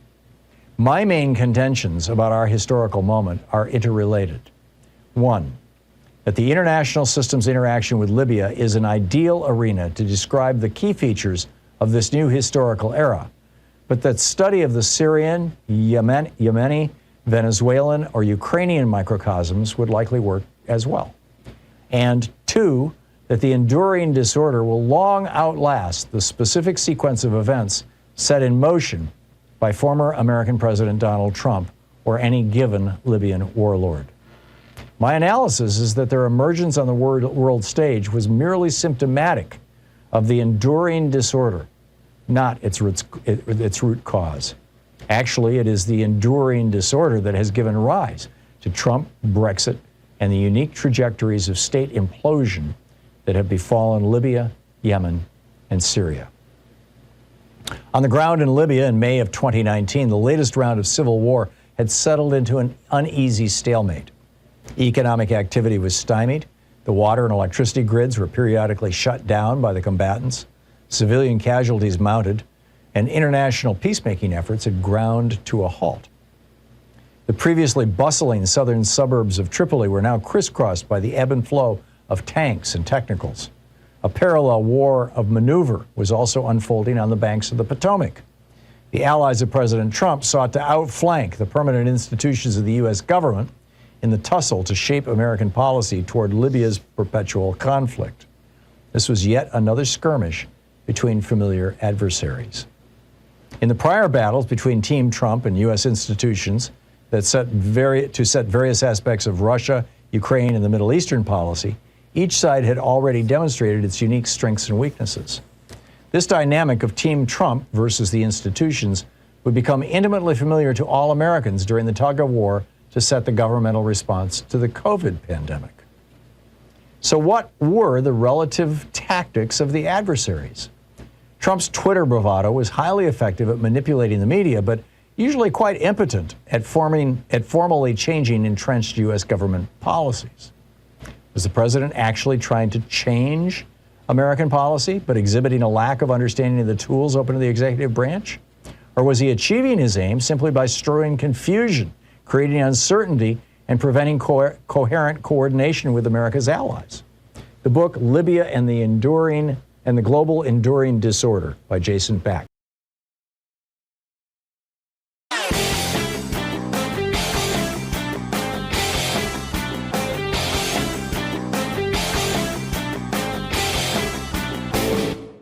Share the Thom Hartmann Program with your friends. Our podcast, The Hartmann Report, is absolutely free and available wherever fine podcasts are available. And the entire 3-hour podcast is available over at thomhartmann.com. They called it blood libel, what the Germans were doing against the Jews, claiming that they were using the blood of Christian children to make their matzah. We've got a new blood libel now here in the United States. J.D. Vance and Donald Trump lying through their teeth, arguing that black Haitian immigrants to the United States, legal immigrants with green cards in this little town in Ohio, are eating pets. And this is another libel that goes way back. In the 1890s, people were claiming German and Dutch immigrants were eating pets. Then they claimed in the 1880s, and actually as recently as last year, a restaurant got shut down in California because of claims that they were serving pets. They weren't. But it was an Asian restaurant. This is just evil stuff, these lies and spreading this kind of hate. And this is now the strategy that the Republicans are using. There's a whole article about it at HartmannReport.com, Hate as a Political Weapon. Check it out.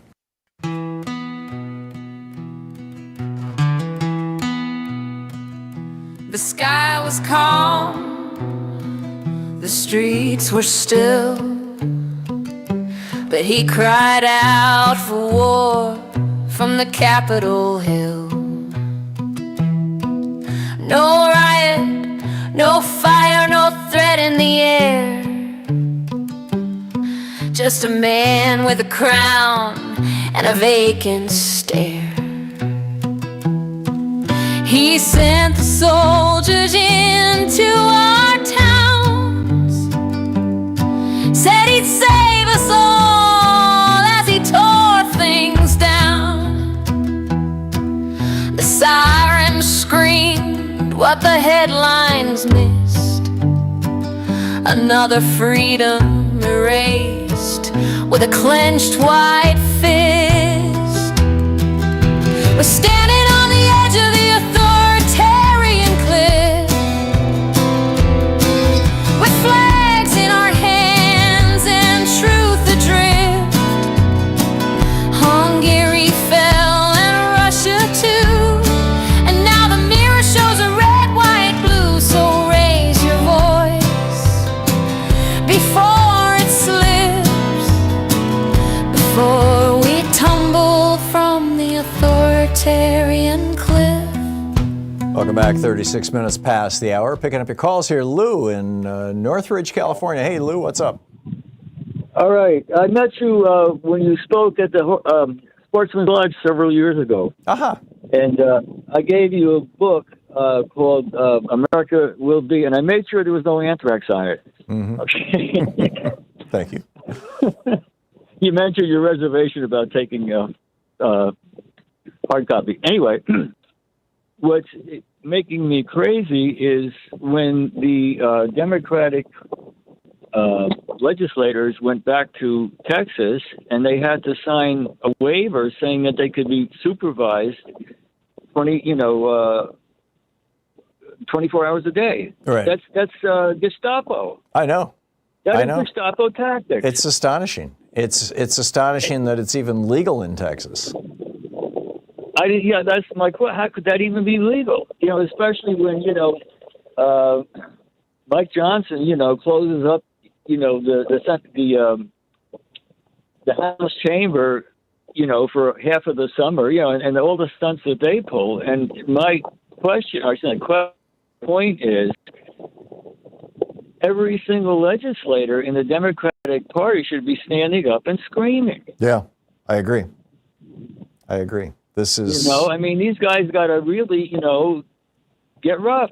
We are watching in real time the authoritarian takeover of the United States. And now the GOP is proudly proclaiming that they don't give a damn about elections. They don't care what the average person wants. They don't care, what voters want. They're going to rig the game so that they win. This is what Putin did in Russia. It's what Orban did in Hungary. It's what Erdogan has done in Turkey. It's what El-Sisi did in Egypt. It's happening right now, right in front of us. And you are absolutely right, Lou. Every Democrat should be yelling. Thank you very much for the call. Lyle in Salt Lake City, Utah. Hey, Lyle, what's on your mind today? Hey, and it goes along with your last call, too. I was just curious, at some point with the excessive gerrymandering, doesn't it bleed over into taxation without representation?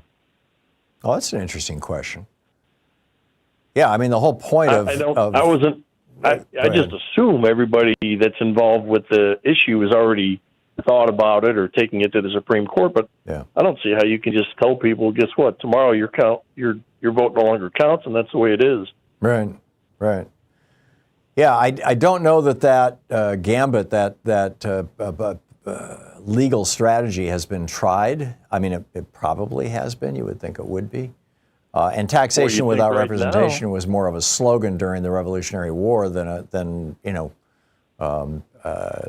something that's law or in the Constitution. But certainly the theory that we should have representation before we're taxed makes perfect sense. Exactly. Yeah, it's a good question for an attorney, Lyle, or a constitutional expert.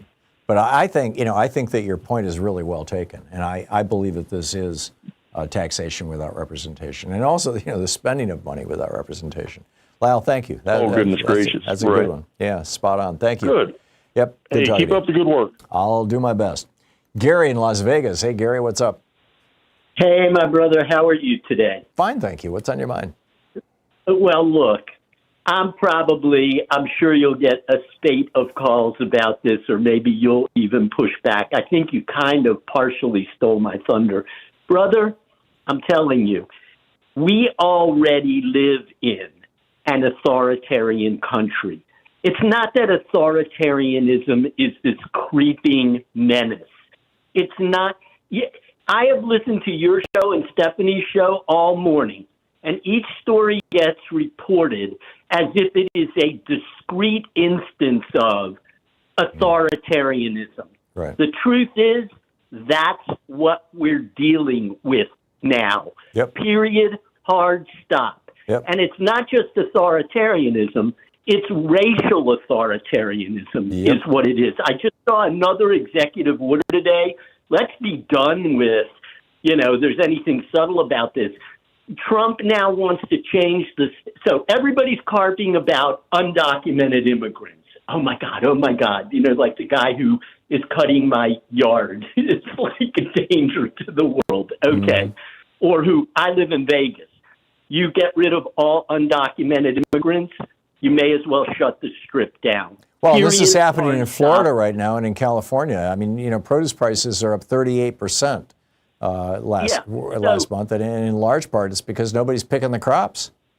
Right, and so he's got an executive order now changing the standard for approving an application for citizenship. It used to be, those dastardly criminals that they keep yelling about. If you are a criminal, a hardcore criminal, you couldn't become a citizen. The new standard is you have to be properly involved in your community. You need to have the proper level of education. How's this for a vague, not even standard, just kind of a, vague idea? You need to show the right moral character. Anybody with half a brain can figure out what this is about. It's about keeping brown people and black people and other people of color and poor people out of our country. You're right. That's what it's about. The country is an authoritarian country right now. Congress doesn't work. The courts don't work as an institution. The executive branch is completely broken. Independent agencies are totally broken. I will predict that the 2026 midterms are going to be a cluster bomb. I avoided the F word. They are going to be a cluster bomb. It's not going to be a peaceful transfer. It's not going to be a peaceful election, and it's not going to be a peaceful transfer of even congressional power. I suspect you're right. I mean, we've already seen this. We saw this on January 6th, 2020, and then, over 100 members of the Republican Party saluted it, voted for it, basically. And he pardoned them all. Yeah. So I'm just saying, I think it's time for the Democrats, who are largely feckless, they just are, and for people generally, certainly for the mainstream media, including cable news, to figure out, stop with the discrete stories. Every story should be refracted through a lens of, we are living in an authoritarian country where democracy is performative at this point. Yeah. Period. Hard stop. Yep. I do not disagree with you, Gary. I completely agree with you. In fact, and we are there. This, Trump is openly imposing fascism on the United States as we speak. It hasn't reached all of us, but eventually it probably will. Thank you, Gary. We'll be right back. You're listening to Thom Hartmann. Visit ThomHartmann.com for audio and video archives. Occupying the media 3 hours a day, 5 days a week. We're right here. We'll be right back with you.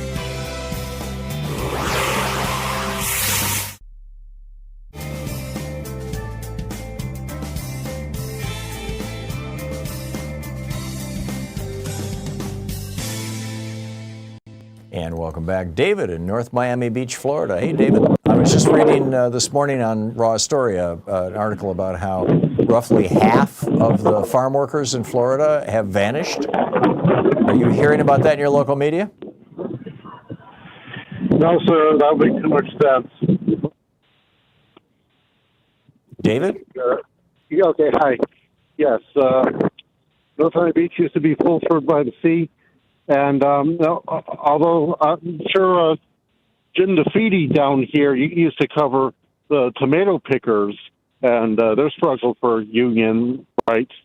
So my suggestion for our friends who don't want to talk slavery, let's just talk about all the other kinds of exploited labor that Ayn Rand would have been justifiably horrified writing it off as altruism. Whether the original White Lion ship of 1619, Una Judge, of course, and all the indentured servants, not to mention the natives to the west, and and the present day unpaid interns. Right. Yeah. So if we just make it out the 13%, like the ancestors of Malcolm Nance, then that will shut down 26% of our opposite number. But if we make it about everybody, like the 4,500 contractors and vendors that Trump would rather prefer to sue than pay, because that's, capitalism, instead of the Dutch West Indies Company. I don't know if you've been watching the show Nautilus, the Captain Nemo prequel series, where they are directly the villain. And so all these monopolies, we've been recreating the horrors of 1775 all over again. Yeah. As these massive monopolies and monopsonies. Yep. I can't dispute. In fact, I wrote a book about that, The Hidden History of American Monopoly, and Ralph Nader wrote the foreword for it. I agree. David, thank you. It's a very, very well, excellent point. And all these unpaid interns and all this other, you're right. There is a huge underground economy of unpaid labor or poorly paid labor. Ardeen in Colorado Springs. Hey, Ardeen, what's on your mind today? Just wanted to update you in the land of Colorado, land of Trump. Yay! I lost my job. Volunteers of America. That's the first one off the institute. They don't have the funding for it anymore, so they cut that. So we're not helping in the public schools anymore. And I also just got notice from my eye doctor. It's so cool. This is amazing. I can't believe my luck. I have macular degeneration, dry macular degeneration. Basically, it's my left eye. It's pretty bad. No, my right eye is bad. My left eye, they're trying to save. So I go in every 2 months for a shot. Well, hey, because of Doge, it's not there anymore. Wow. Shot's gone. There's no funding for the shot. This shot, basically, the particulars about it is it's a shot. It goes into your eye, actually into your eye. It stabilizes so there's no deterioration beyond. So I could have somewhat of good vision. My left eye, right eye is fried totally. Like a 80 vision on that. That one is like way low. They have taken the funding from the company that it was called, I don't know. Well, it was a nonprofit that was there to help offset because the cost of the shot is $6,000. Wow. And was 6 to 7. And my copay was of $500. But because of Ardeen, I have to go, but I got the story. Yeah, thank you. Terrible. Thank you.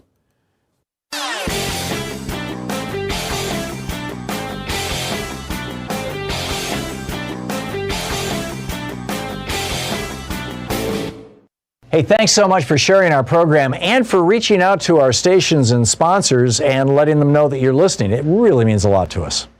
You know, Richard Nixon and Spiro Agnew both took cash bribes while they were in the White House. Since then, the Supreme Court, or at least 5 Republicans on the Supreme Court, made it a lot easier for politicians to take bribes with their Citizens United decision, which basically legalized political bribery as long as it's done through campaigns or PACs or super PACs. But for some people, there's just never enough money, right? Donald Trump has been running small-time hustles to make money for decades, selling sneakers, Bibles, steaks, vodka, water. But now he's hit the big time. He's got these fungible tokens, right? These fungible crypto assets, which are basically just digital pictures of Donald Trump that say, fight, fight, fight. And he has turned them into an $8 billion machine. His wife is in on this, too, with his Trump coin. It's a new way that foreign powers and billionaires in the United States can just shovel money into Donald Trump's pocket. There's a whole article about it over at HartmannReport.com titled Presidential Payola, The Evolution of Political Bribery. Check it out. Welcome back. 10 minutes before the hour, picking up your calls here. Michael in Leesville, Louisiana. Hey, Michael, what's on your mind today? Well, Tom, you're always talking about, getting involved with the Democratic Party. Well, I've tried that.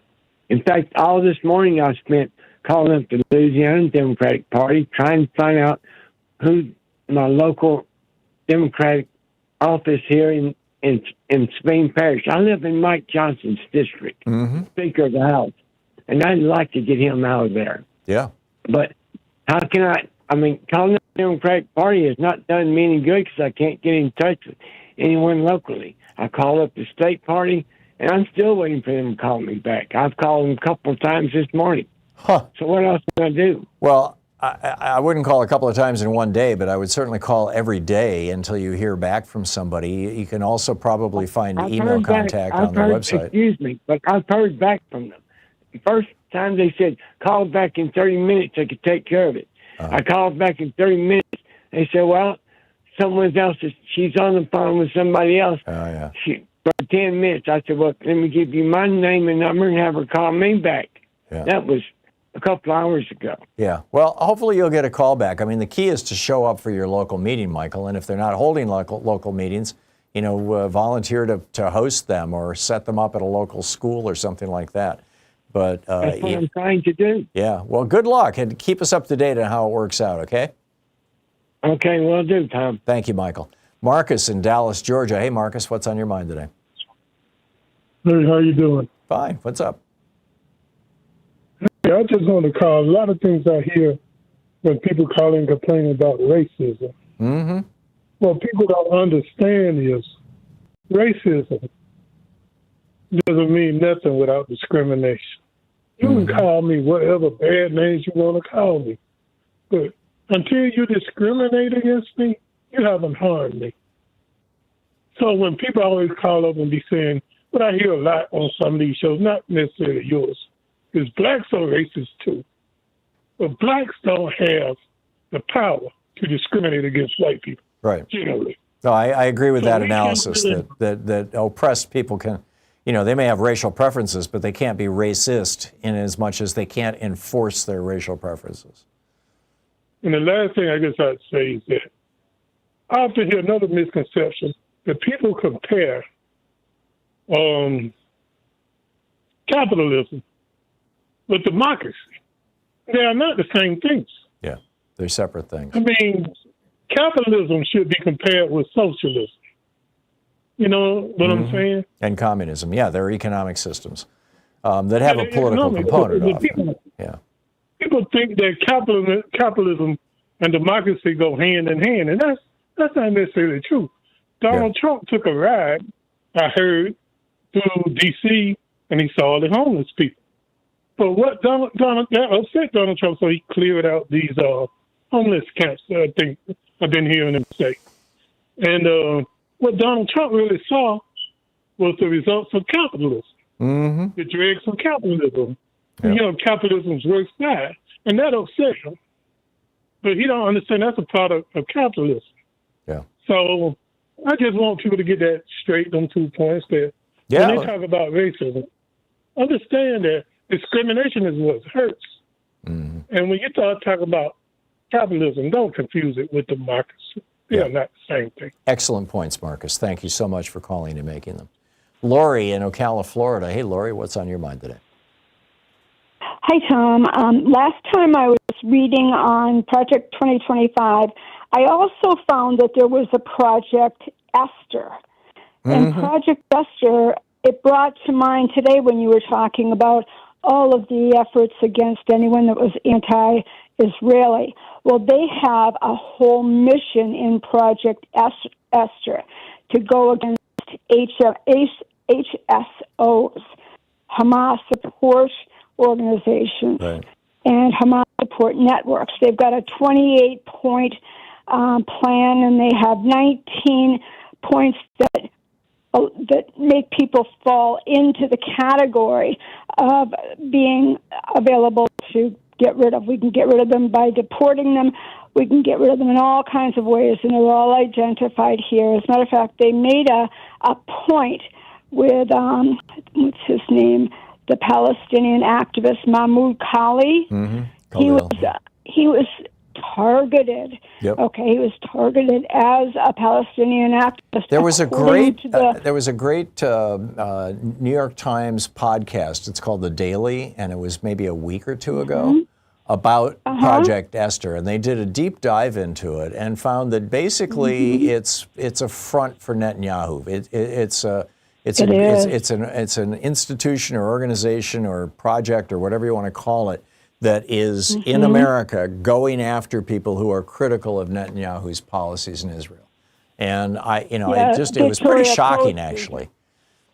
Yeah, Victoria Coates is a former national security advisor to Trump, and she helped to bring about this entire Heritage Foundation project, Project Esther.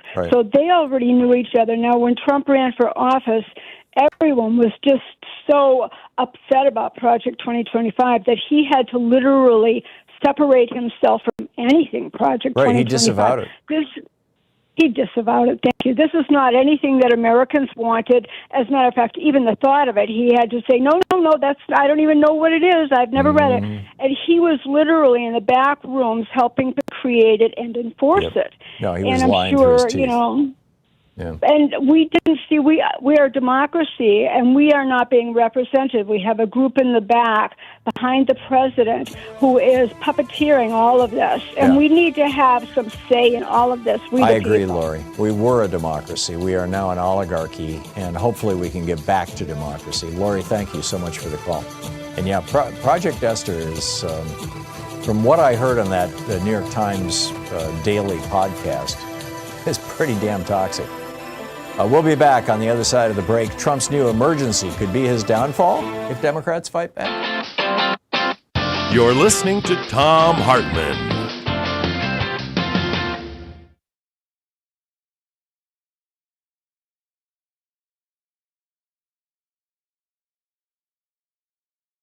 In addition to bringing you the Thom Hartmann Program here on Free Speech TV and Video Media Online, we also have a whole set of ways you can interact with us and tools you can use to spread the word about the importance of democracy and the threats to it in our republic.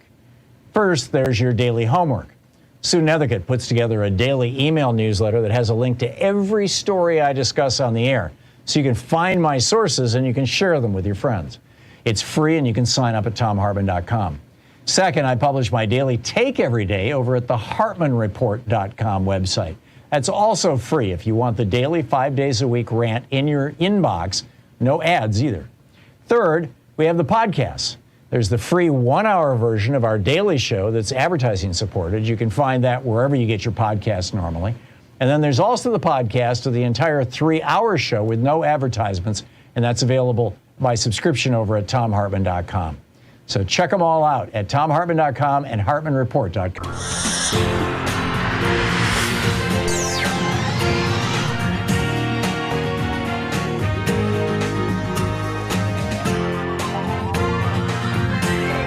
We say fight back!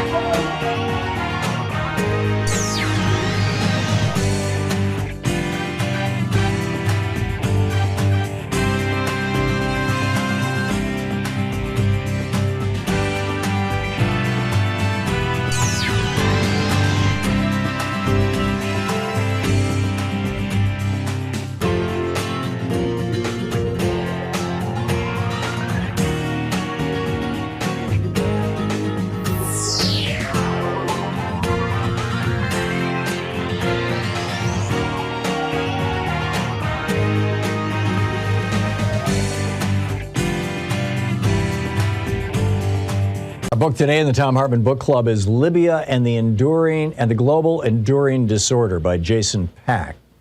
And this is from the preface titled Welcome to the Enduring Disorder. Today's international system is like a ship adrift during a pandemic.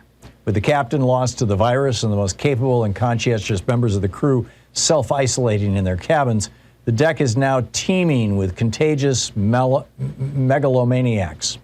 Rather than collaborate, each thinks he knows how to steer the ship better than the admirals. As the winds pick up, a fight breaks out among those scrambling to infiltrate the bridge. When the winners emerge from this melee and they reach the captain's chair, some choose to deliberately steer into the choppiest waters, each clutching the steering wheel until a competitor bursts in behind them and ejects them from the hot seat. As the vessel craters from stem to stern, those with fainter constitutions or a greater respect for the competency hierarchy have simply chosen to retire to their cabins. Will the crew eventually reemerge from their quarters to put the technocrats back in charge? Might the most reckless passenger subjugate the others, lock the convalescent crew members in their quarters, and emerge as the new de facto captain? Or should some sort of self-sustaining equilibrium have been reached with the vessel zigging and zagging indefinitely, neither capsizing nor reaching port? From my vantage point, watching U.S. policy toward Libya veered this way and that over the years, the events of the spring and summer of 2019 stood out as a high watermark of chaos and contradiction with a multiplicity of relevant actors vying for prominence. They were also representative, in microcosm, of larger global trends. Witnessing them led me to question my assumptions about the West's future role in the world and the fundamental principles underpinning the international system. It was dawning on me that the contemporary ship of state had become permanently unmoored, careening back and forth due to contradictory decisions undertaken by ill-coordinated power centers. Plato envisioned such a scenario in The Republic. He warned that true democracy would lead to populism. Contempt for experts would ensue, eventually culminating in short-sighted and reversal-prone approaches to policy formation. He also warned that once this point was reached, it would be nearly impossible to put the genie back in the bottle. Over the past few years, my day-to-day experience of the foreign policy-making process in Washington, London, and Tunis, and the resulting outcomes in Libya, seem to be embodying Plato's forecasts. In keeping with this observation, this book proposes that the international system has exited the post-Cold War period with its well-established features and dynamics and entered a new historical epoch termed the enduring disorder. This new historical period, which remains under-researched, is characterized by its own structures, trends, and interactions. They are not scientific laws that can be definitely discovered through experimentation, but rather patterns and trend lines that may be intuited from lived experience. My main contentions about our historical moment are interrelated. One, that the international system's interaction with Libya is an ideal arena to describe the key features of this new historical era, but that study of the Syrian, Yemeni, Venezuelan, or Ukrainian microcosms would likely work as well. And two, that the enduring disorder will long outlast the specific sequence of events set in motion by former American President Donald Trump or any given Libyan warlord. My analysis is that their emergence on the world stage was merely symptomatic of the enduring disorder, not its root cause. Actually, it is the enduring disorder that has given rise to Trump, Brexit, and the unique trajectories of state implosion that have befallen Libya, Yemen, and Syria. On the ground in Libya in May of 2019, the latest round of civil war had settled into an uneasy stalemate. Economic activity was stymied. The water and electricity grids were periodically shut down by the combatants. Civilian casualties mounted, and international peacemaking efforts had ground to a halt. The previously bustling southern suburbs of Tripoli were now crisscrossed by the ebb and flow of tanks and technicals. A parallel war of maneuver was also unfolding on the banks of the Potomac. The allies of President Trump sought to outflank the permanent institutions of the U.S. government in the tussle to shape American policy toward Libya's perpetual conflict. This was yet another skirmish between familiar adversaries. In the prior battles between Team Trump and U.S. institutions that set various aspects of Russia, Ukraine, and the Middle Eastern policy, each side had already demonstrated its unique strengths and weaknesses. This dynamic of Team Trump versus the institutions would become intimately familiar to all Americans during the tug of war to set the governmental response to the COVID pandemic. So what were the relative tactics of the adversaries? Trump's Twitter bravado was highly effective at manipulating the media, but usually quite impotent at formally changing entrenched U.S. government policies. Was the president actually trying to change American policy, but exhibiting a lack of understanding of the tools open to the executive branch? Or was he achieving his aim simply by stirring confusion, creating uncertainty, and preventing coherent coordination with America's allies? The book Libya and the Global Enduring Disorder by Jason Back.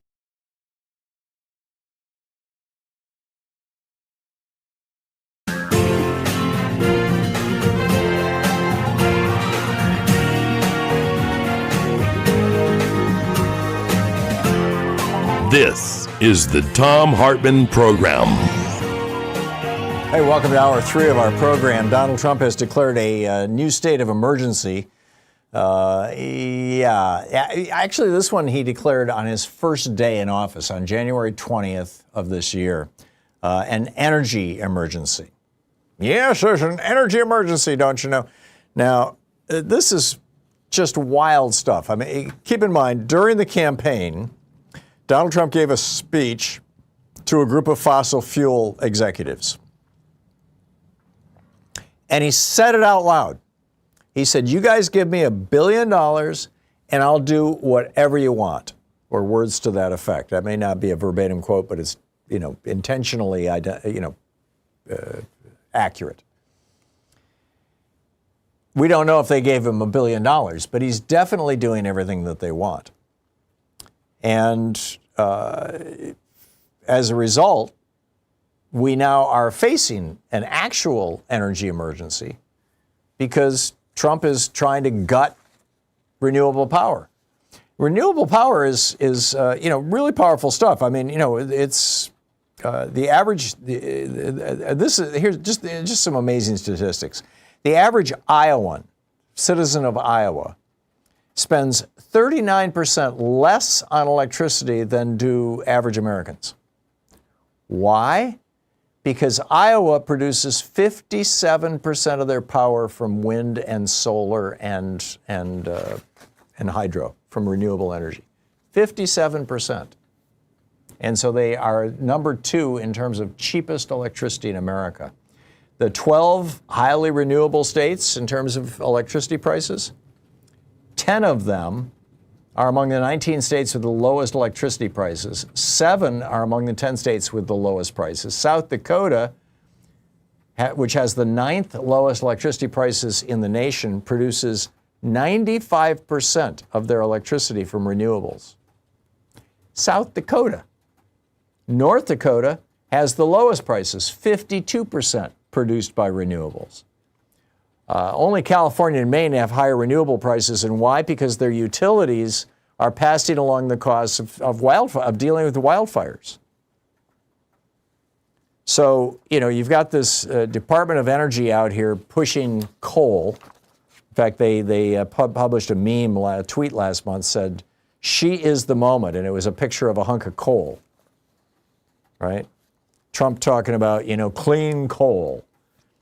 But the reality is that more than 90% of new electricity generated around the world in the last year, the year of 2024, 90% of new electricity worldwide came from renewable sources. Texas last year installed more renewable power than any other state in the union. And now Trump is trying to do away with all of this. I mean, he's got this executive order designed to, quote, reinvigorate America's beautiful clean coal industry. There is no such thing as clean coal. Coal is the dirtiest energy source, period. There's no way around that. And if you try to clean up the emissions from coal, you're going to reduce the efficiency of it because you're having to use some of that energy to scrub the stuff out. A new independent report just last week found that American consumers will be paying an extra $6 billion a year to keep these coal-fired power plants open, rather than replacing them with renewals. And all of this is happening because Donald Trump told the fossil fuel industry, give me money and I'll do what you want. And this is, Bill McKibben wrote a great piece about this. It's over on Alternate. I'm guessing it probably started out on his Substack newsletter. But this was Trump's promise. This is what Trump said on the campaign trail. He said, under my administration, we will be slashing energy and electricity prices by half within 12 months at a maximum 18 months. In fact, electricity prices are right now climbing at twice the rate of inflation. The real danger here is that the Republicans are going to get out ahead of this, and they're already working on this with, collaborating with the billionaires who own Fox News, the billionaires in the fossil fuel industry, and of course, billionaire Trump and the billionaires who own the GOP. Chris Wright, who is the energy secretary, a former fossil fuel lobbyist, is now our energy secretary. And yesterday morning, he said, and I quote, the momentum of the Obama-Biden policies, for sure, that destruction is going to continue in the coming weeks. That momentum is pushing prices up right now, and who's going to get blamed for it? We're going to get blamed because we're in office. Well, yeah, the prices are going up because you've cut all these, subsidies for renewables that were building out renewables. I mean, there was an amazing article in the Financial Times a day or two ago about how China has the fastest adoption of electric vehicles in the world. Something like 60 or 70% of all the electric vehicles produced in the world right now are being produced in China for Chinese consumption by and large. You've got one company that is making batteries that can be swapped out in 5 minutes. You just pull into it's like one of those places where you would go to get your oil changed. You pull in, and they take the battery from underneath the car and replace it with a fully charged battery, and you drive off. It takes a couple of minutes, and you go from 0 charge to 100% charge. And they've got like 11,000 of these locations around China right now. They're building fast chargers. BYD has a car that's built on a 1,000-volt frame. My car, the Ioniq 5, is built on an 800-volt frame. All of the new Hyundai electric cars are, which means that I can charge my car up to 80% in 18 minutes, which is pretty amazing. I mean, 18 minutes. It's the superchargers electrify America. They're in Walmarts all over the country. So Louise and I will just find a Walmart and go in and do a little browsing, use the public bathroom, come back out, the car's charged.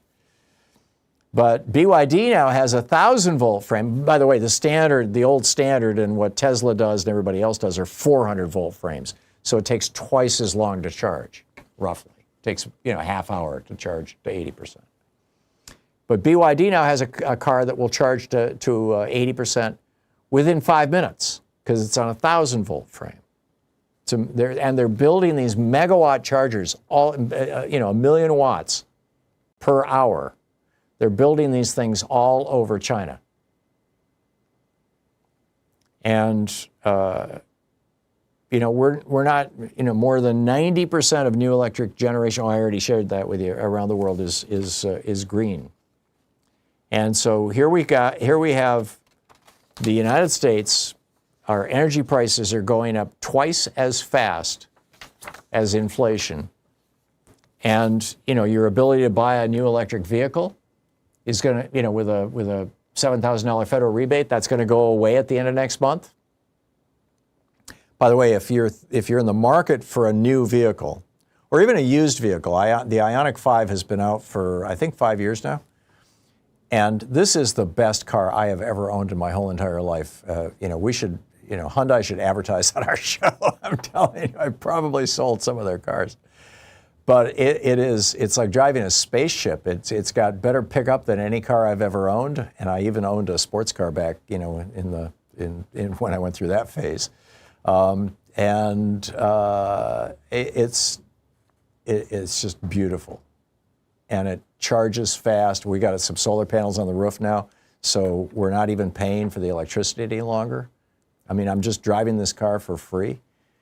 And Trump wants to do away with this, not because it's the best thing for America. It's, having electric vehicles is a much better thing for America. When you burn gasoline, only about 40% of the energy in that gasoline is converted into motion down the street.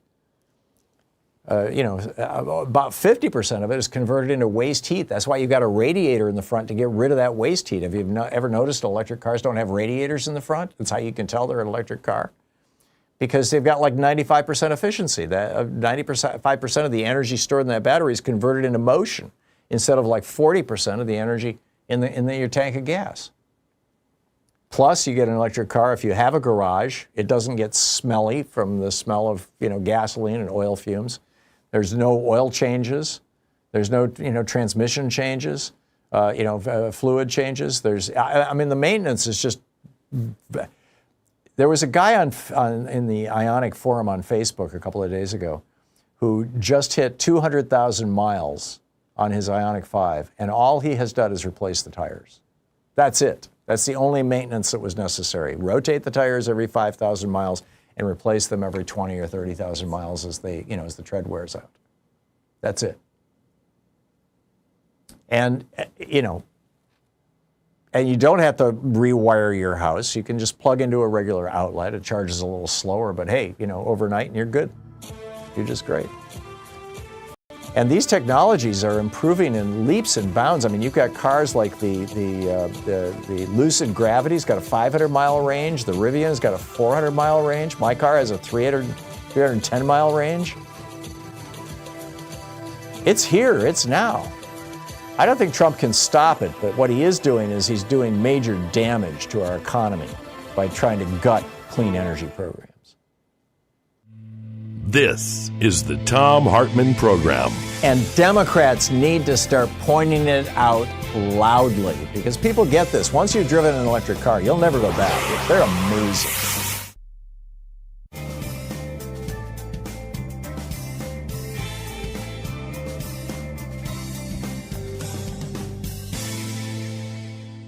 And welcome back, Julie in St. Paul, Minnesota. Hey, Julie, what's on your mind today? Hi, Tom. I have COVID. But oh, I'm sorry to hear that. Yeah. Well, I'm trying to focus on solutions versus problems. We hear problem after problem, and I think I saw a little video with the Robert Reich and his 5 points. He does a lot of points, and you say at the end of your show always, we the people, we're part of the solution here. Yep. Or we have to join in and do something. So he, in a nutshell, he says, make your calls, town halls, join a resistance group, boycott, and protect the most vulnerable. Get out there and be loud. Yeah. And I would say, that gentleman that called a little bit earlier about trying to find the Democratic Party in his district, I hope he does. And we all need to stop bashing the Dems and join and infiltrate and make it our own. And we can do that. They have the infrastructure.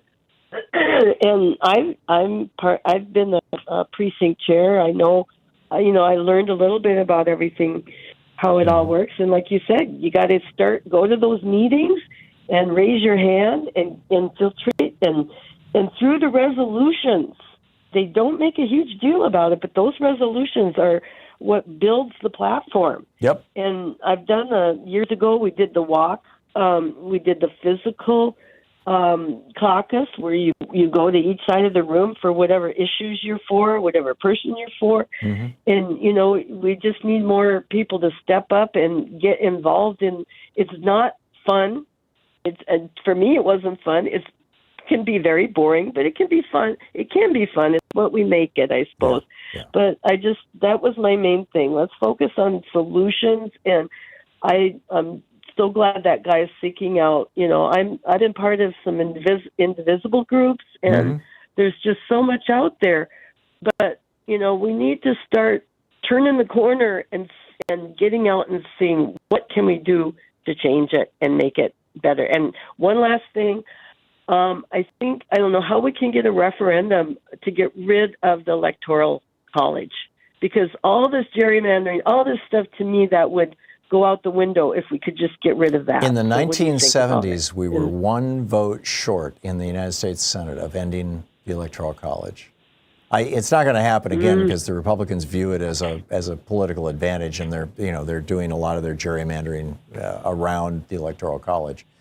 But we were close. I mean, there was a real. But can the people get get signatures and stuff like they used to? Like, if you get enough people signed up to do whatever your goal is, and you take it to your rep and you take it up to your senators, is that still significant? Is that an avenue? It is extremely. At least with Democrats. I mean, Republicans by and large are ignoring their constituents. Or actually, what I should say is Republicans are doing exactly what their constituents want. They're doing racist stuff. They're doing stuff to help the billionaires. Their constituents somehow think that if the billionaires get richer, that they'll get richer. I mean, they've been drinking this Kool-Aid since the Reagan era. Action. We got to get busy. There you go. I'm with you. Julie, get better soon. Wish you the very best. Thank you. Yeah, thank you for the call. 21 minutes past the hour. We'll be back with more of your calls in just a moment. Stay with us.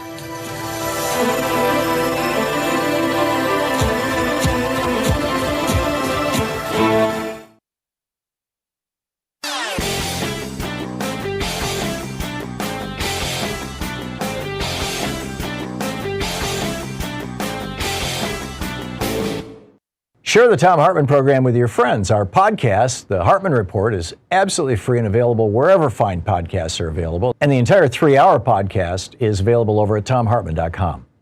Back in 1968, when Lyndon Johnson was president, Earl Warren resigned from the Supreme Court. He was a liberal, even though he had been appointed by Eisenhower.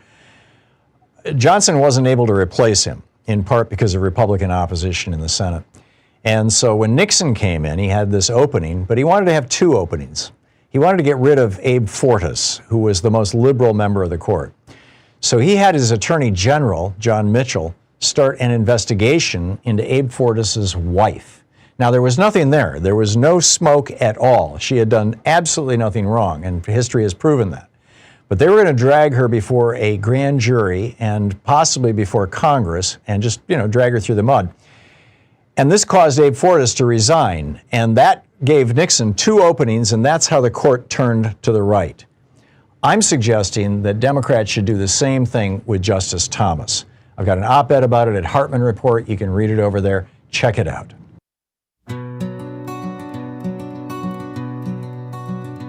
Stormtroopers at the courthouse, boots heavy on the floor, dragging freedom by the ankles, smashing down the people's door. No law, no warrant, just the silence of the bought. This is how a nation crumbles, not with battles, but with fear they taught. The gavel's been replaced with guns, the bench is just a stage, and every whisper of dissent is locked inside a cage. Raise your voice before it's broken. Stand your ground before it's taken. They're tearing down the dream our father swore to save. Stormtroopers at the courthouse, do you hear democracy's grave? 23 minutes past the hour, picking up your calls here. David in Clearwater, Florida. Hey, David, what's up? Oh, I don't know. I was sitting here listening to your show and reading the newspaper and listening to the radio. And it seems to me, and Facebook, and it seems to me that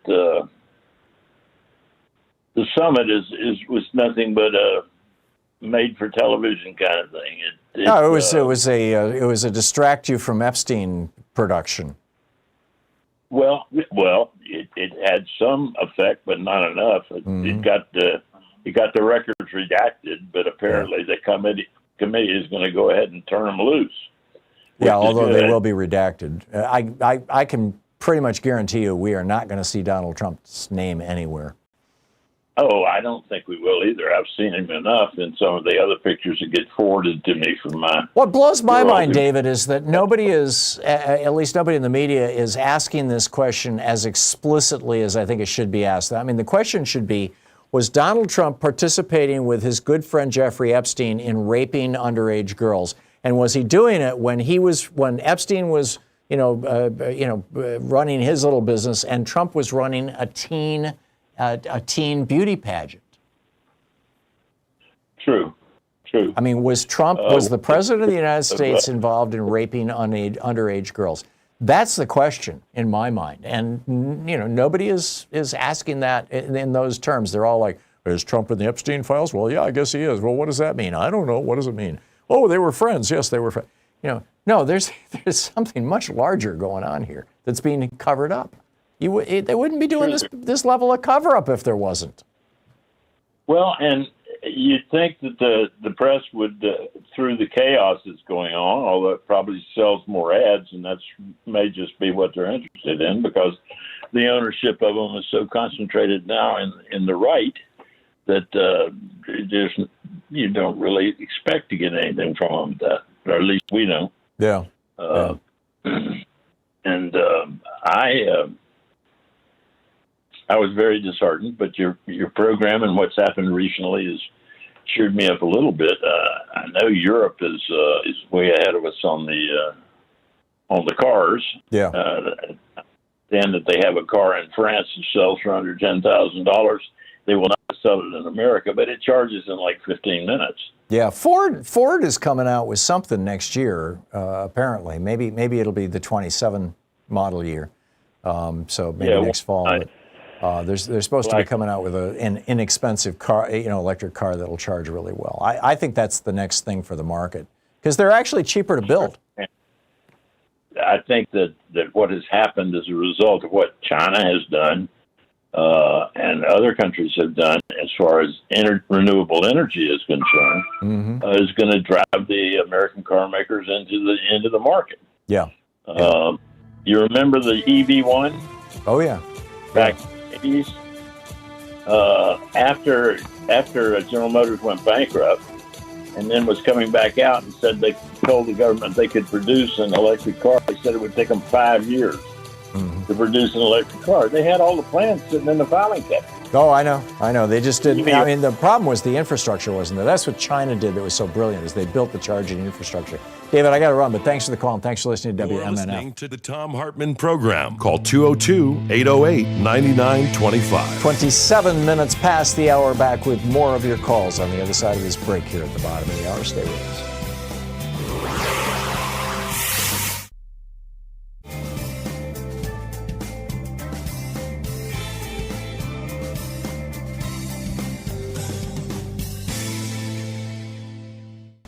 Our book today is America on Fire by Dr. Elizabeth Hinton. The subtitle, The Untold Story of Police Violence and Black Rebellion Since the 1960s. I'm reading from the introduction. On a cold Monday at the start of February, Joseph McNeil, Franklin McCain, Ezell Blair Jr., and David Richmond sat down at a whites-only lunch counter at Woolworth's in Greensboro, North Carolina. A waiter refused to serve the young men and suggested they order takeout instead. The four North Carolina A&T students remained at the counter. The store manager approached and asked them to leave. Still, they did not move. A police officer arrived, slapping his nightstick in his hand in an attempt to intimidate. Rather than allow the students' offense against Jim Crow to continue, the manager of the store closed the store for the day. 24 black students returned on Tuesday. Over 50 black students and 3 white students participated in the sit-in on the next day, Wednesday, February 3rd, 1960.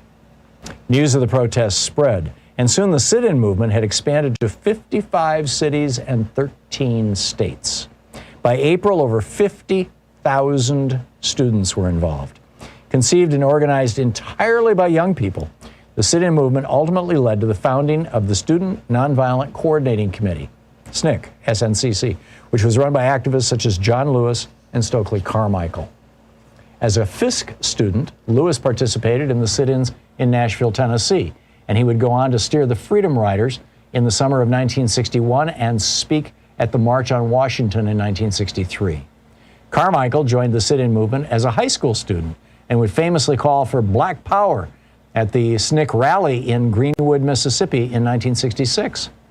Together, Lewis, Carmichael, and tens of thousands of other young black Americans signaled that their generation was prepared to risk their lives for freedom and equality. From Greensboro onward, the sit-ins helped build momentum and support for racial justice. The students in Greensboro engaged in a nonviolent protest to demand full integration, the right to vote, equal educational opportunities, decent jobs, protection against white supremacist terrorism, and an end to police violence. These were the central aims of the civil rights movement more broadly. By the end of the decade, black students at North Carolina A&T State University were still protesting, but now they were destroying property, assaulting police officers, and shooting in the direction of law enforcement, if not coming close to killing cops in self-defense. In May 1969, after black students at Greensboro's James B. Dudley High School were arrested, brutalized, and tear gassed by police during a series of protests against arbitrary disciplinary measures, A&T students came to the teenagers' defense. The confrontations between local police and black high school and college students led authorities to call the National Guard to A&T's campus, unleashing violence and repression that ended in the killing of sophomore Willie Grimes. A pivotal stop on the road to the Civil Rights Act of 1964 and the Voting Rights Act of 1965, by the end of the decade, Greensboro was a site of sustained violence. It was far from unique in this regard. Between 1964 and 1972, but especially between 68 and 72, the United States endured internal violence on a scale not seen since the Civil War. Every major urban center in the country burned during those 8 years. Violence flared up not only in archetypal ghettos, including Harlem and Watts, and in majority black cities such as Detroit and Washington, D.C.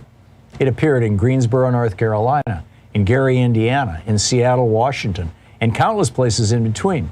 Every city, small or large, where black residents lived in segregated, unequal conditions.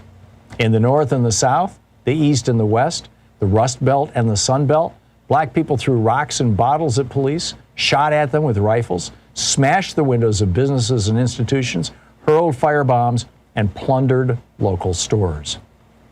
These events, what we commonly call riots, or what people who are to the left of center sometimes refer to as civil disturbances, caused hundreds of millions of dollars of property damage. Most immediately, they shaped the lives of the store owners whose businesses were destroyed, of the parents who lost their teenage sons to the police, and of the firefighters and cops who were harmed or killed. But ever since, Americans have been living in a nation and a national culture created in part by the extreme violence of the 1960s and the early 1970s. The aftershocks of that era have, at times, taken the form of mass violence to which all Americans have been witness. In Miami in 1980, in Los Angeles in 1992, in Cincinnati in 2001, and in more recent years, in Ferguson, Missouri, Baltimore, Maryland, and Minneapolis, Minnesota. The enduring impact of the violence of the 60s and 70s has been felt more regularly and more acutely by black people in American cities who faced new policing practices that emerged under the banner of the war on crime. The routine stop and frisks that attacked people's dignity, the breaking up of community gatherings, the presence of armed, uniformed officers in the hallways of under-resourced public schools, and more. Such strategies help repress mass violence as a regular phenomenon, but they ironically made further riots inevitable. Those strategies remain in place today. The book, America on Fire.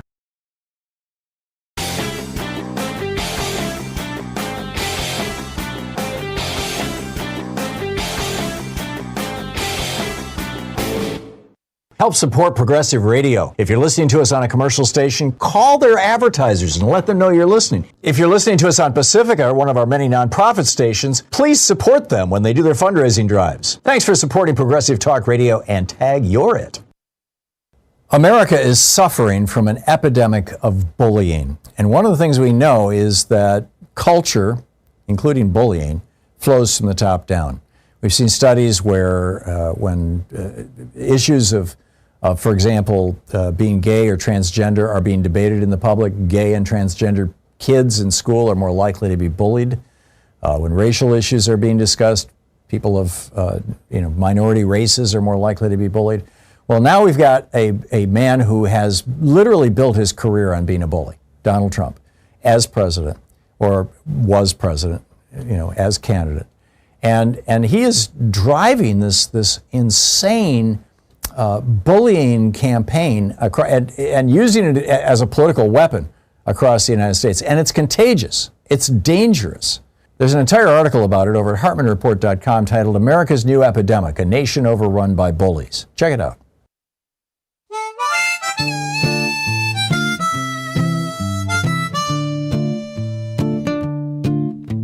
Elon throws salutes. They say it's a joke, but the Proud Boys cheer. The fire gets stoked.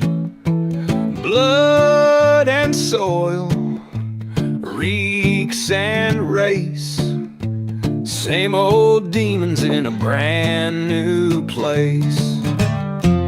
They raise their hands, they shout their hate, but the headlines say it's a big mistake.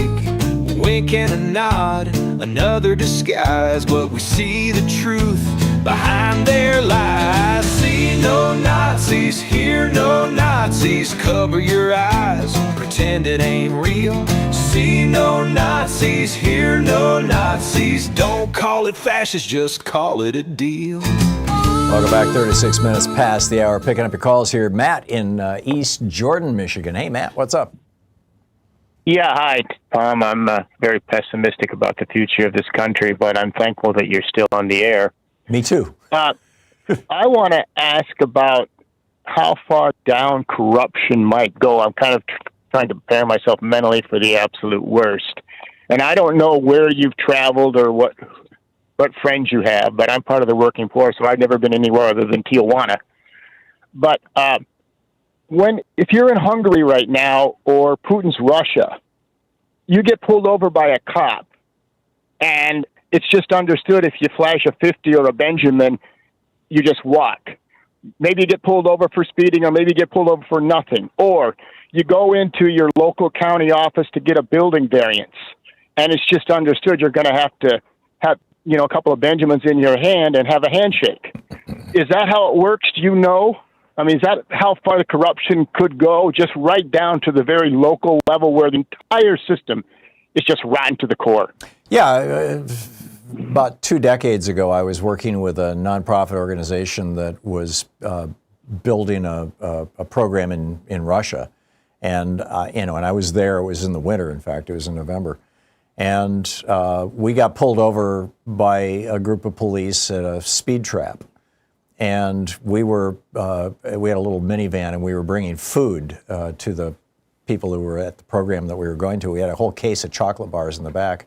And so I wasn't driving, a German guy, Gerhardt, was driving. And, he pops open the trunk and pulls out a bunch of chocolate bars and hands one to each one of the cops, and they're all smiling, and thank you very much, see you later. And off we went. And one time this was back in the 80s when I owned a travel agency. I was taking a client down to it wasn't Tijuana, it was Acapulco. And again, we got pulled over by the police, and the guy said, "Oh, you're going to have to come back in a week for the trial," And I'm like, "Well, can't I just pay the fine now?" And he was like, "Sure, give me $50." And I thought I was paying the fine, right? I hand him the $50, and he tears up the ticket in front of me. So yeah, it's fairly common all over the world, man. I had to pay a bribe to get out of Uganda, or to get into Uganda once, to the passport authorities there. At the Ugandan embassy in Nairobi. So yeah, that's pretty common. And it wouldn't surprise me if that's the kind of thing that we're going to be seeing more and more of in the United States, because that's exactly what you're seeing right now in every Republican-controlled state legislature and in the United States House of Representatives and the Senate, where the industries that can afford to buy legislators, I was talking about this with regard to the fossil fuel industry just a few minutes ago, but it's not limited to them. You've got, the health insurance industry, for example, paying off legislators to try to kneecap Medicare so that they can do their Medicare Advantage, profits, which is insanely profitable. You've got big banks who paid off Phil Gramm back in 1999, I believe it was, to blow up Glass-Steagall so that they could make a pile of money. And of course, that brought us the Bush crash in 2008. So, yeah. This is just tragic because regardless of what side of the political spectrum you're on, I mean, the corruption, what you're talking about is exactly, that's why I called. It just permeates the top, from the Trump administration to all these corrupt legislators across the country, in every state, even blue states. Yeah. We have a president who let me just finish this thought. We have a president who literally said to a group of fossil fuel millionaires and billionaires, "Give me $1 billion and I'll give you whatever you want." I mean, literally said that. No. And he still got elected president. No, when you can say that, you're so far down the damn rabbit hole, it's just terrifying. But the tragedy is that we've had, and I'm way to the left, I'm just like an anti-capitalist, but I admire the fact that for at least 100 plus years, we had a working system, and no doubt there's bribery in a lot of places, and it's corruption and whatnot at every level. But for the most part, the system had integrity, and it worked. And that's fundamental for real business. And for real growth, because what you're talking about is, the coal company can bribe things, so this can hold the whole country back. No, you're absolutely right. Like I say, this corruption is like a cancer in capitalism. You're absolutely right. Matt, I do have to move along, but thank you. Excellent points, all. Thanks for the call. Steve in Oak Lawn, Illinois. Hey, Steve, what's up? Well, the difference between Democrats and Republicans, here it is. Democrats want government to help people who need help. Republicans want government to help people who don't need help. I think that's a reasonable description. Yeah. That's really all I had to say. Okay, well, that was a good one. I was listening. I love your show. Well, thank you, Steve. Yesterday, I was listening to the Daily as I was walking home. You know, the podcast from the New York Times, and they were interviewing. I believe it was Don Bacon. He's a Republican congressman, and they said, you know, when did you first get involved in politics? He says, "So I was 5 years old, and my dad took me to his parents were Democrats, took me to an event." And he said, I asked my dad, you know, what's the difference between Democrats and Republicans? And my dad said, this is Don Bacon speaking, he says, my dad said, Democrats are for the average working person and Republicans are for the rich. And then he says to the interviewer from the New York Times, he says, and that's when I decided I wanted to be a Republican because I wanted to be rich. It's like, oh, God. Yeah. Steve, thank you for the call. Jerry in Salem, Oregon. Hey, Jerry, what's on your mind today? Well, hi, Tom. I first of all wanted to mention that back to the taxation without representation by Congress allowing Trump to declare his emergency for tariffs. Mm-hmm. We've got a single guy unilaterally taxing Americans. You're right. Of course, he lies there and says that the other countries are paying this tariff, but we all are paying it. No, he says we put a tariff on China. We didn't put a tariff on China. We put a tariff on Americans who buy from China. He says we put a tariff on the EU. We didn't put a tariff on the EU. We put a tariff on Americans who buy things from the EU. Our media is just really dropping the ball on this, Jerry. I agree, and I think Democrats ought to be saying, "Hey, we're being taxed without representation because the Republicans are supporting this emergency declaration or what it was." That allows them to apply these tariffs. So. And the economic emergency that he declared on January 20th of this year as the rationale to begin imposing tariffs on Americans who import things and American companies who import things references a 1970s piece of legislation, the National Emergencies Act or something like a very similar name to that. Which does not mention tariffs. It does not, it says that during a time of economic emergency, the president has certain powers. One of the powers that is not mentioned is tariffs. So this thing is working its way through the courts slowly, but and it wouldn't surprise me if when it gets to the Supreme Court, the Republicans all say, oh, Trump gets to do whatever he wants, and even if he broke the law, you can't prosecute him. But the bottom line is this is just, it's not just wrong, it's also illegal, it's unconstitutional. And it's destroying our economy. And I think in that regard, it may well be destroying the Republican Party, knock wood. Jerry, thanks for the call. Great to hear from you. 44 and a half minutes past the hour. Back with more of your calls in just a moment. Stay with us. You're listening to Thom Hartmann. Visit thomhartmann.com for audio and video archives. It's the place where smart people get their news. I'll be right back with you.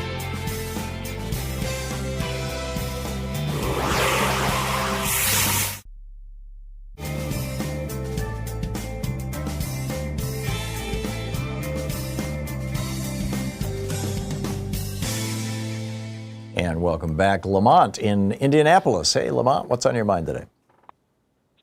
Hey, Tom, I was wondering if you heard, I've never heard anybody use the defense in this Epstein saying that this isn't Trump's character or, somebody was accused me of something like that or involved me. I've never heard anybody use that. Don't you think that'd be the first defense? It should be, but I think everybody understands that this is absolutely consistent with his character. After 20 some odd women have accused him of rape or sexual assault, one actually sued him and won, and the judge said that, it was rape by the common understanding of that word. E. Jean Carroll, who was on this program.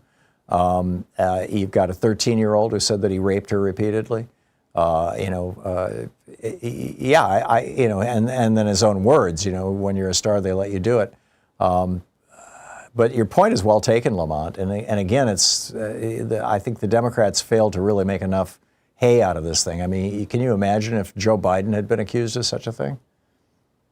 Oh, man. Barack Obama, the White House would have been on fire. They would have been at the gates. Oh, yeah. Yeah, with torches. Yeah, and pitchforks.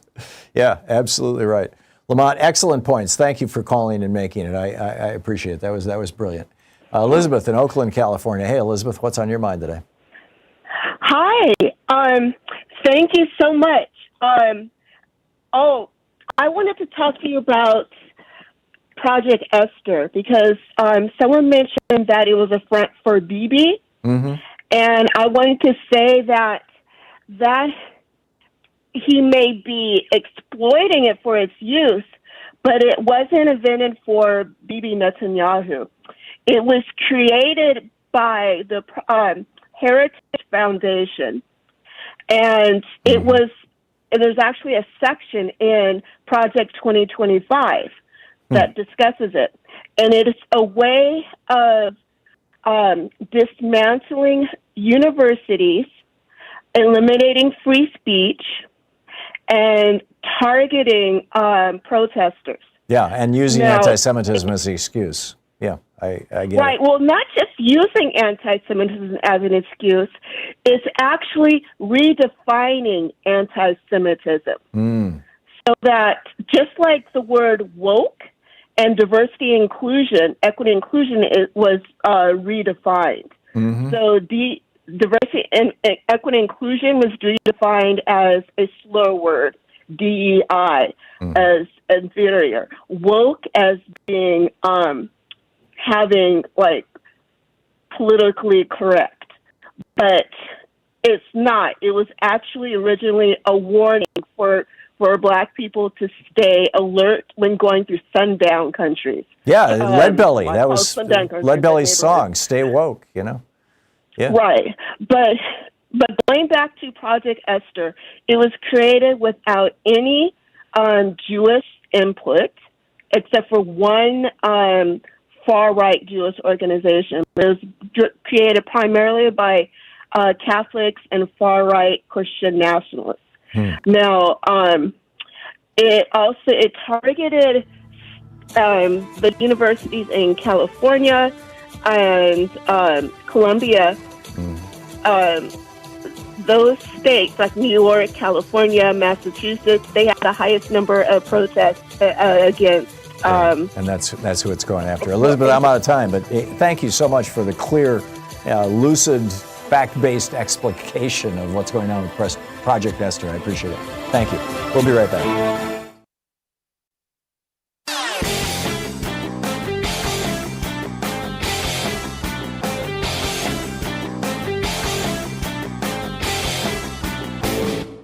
Our daily song is now available on Spotify, Apple Music, Amazon Music, YouTube Music, Pandora, Tidal, Deezer, iHeartRadio, and a whole bunch of other platforms. Just look for songs by Louise and Thom Hartmann. Check it out.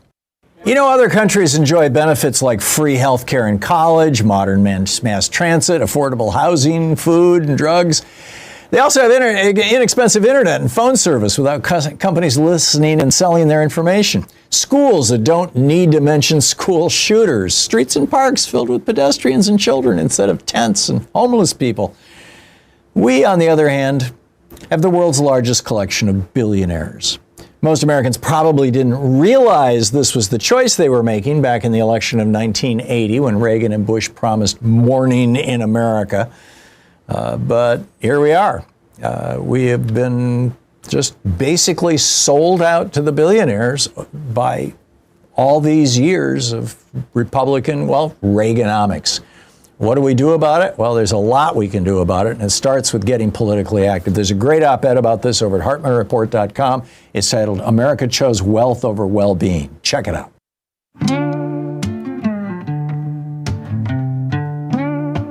10 minutes before the hour. Welcome back. Sandy in Nelmo, Wisconsin. Hey, Sandy, what's on your mind today? Hi. You were speaking earlier of the windmills again. Have you seen, what do they call it? Like, sorry, give me a second, get my thoughts again.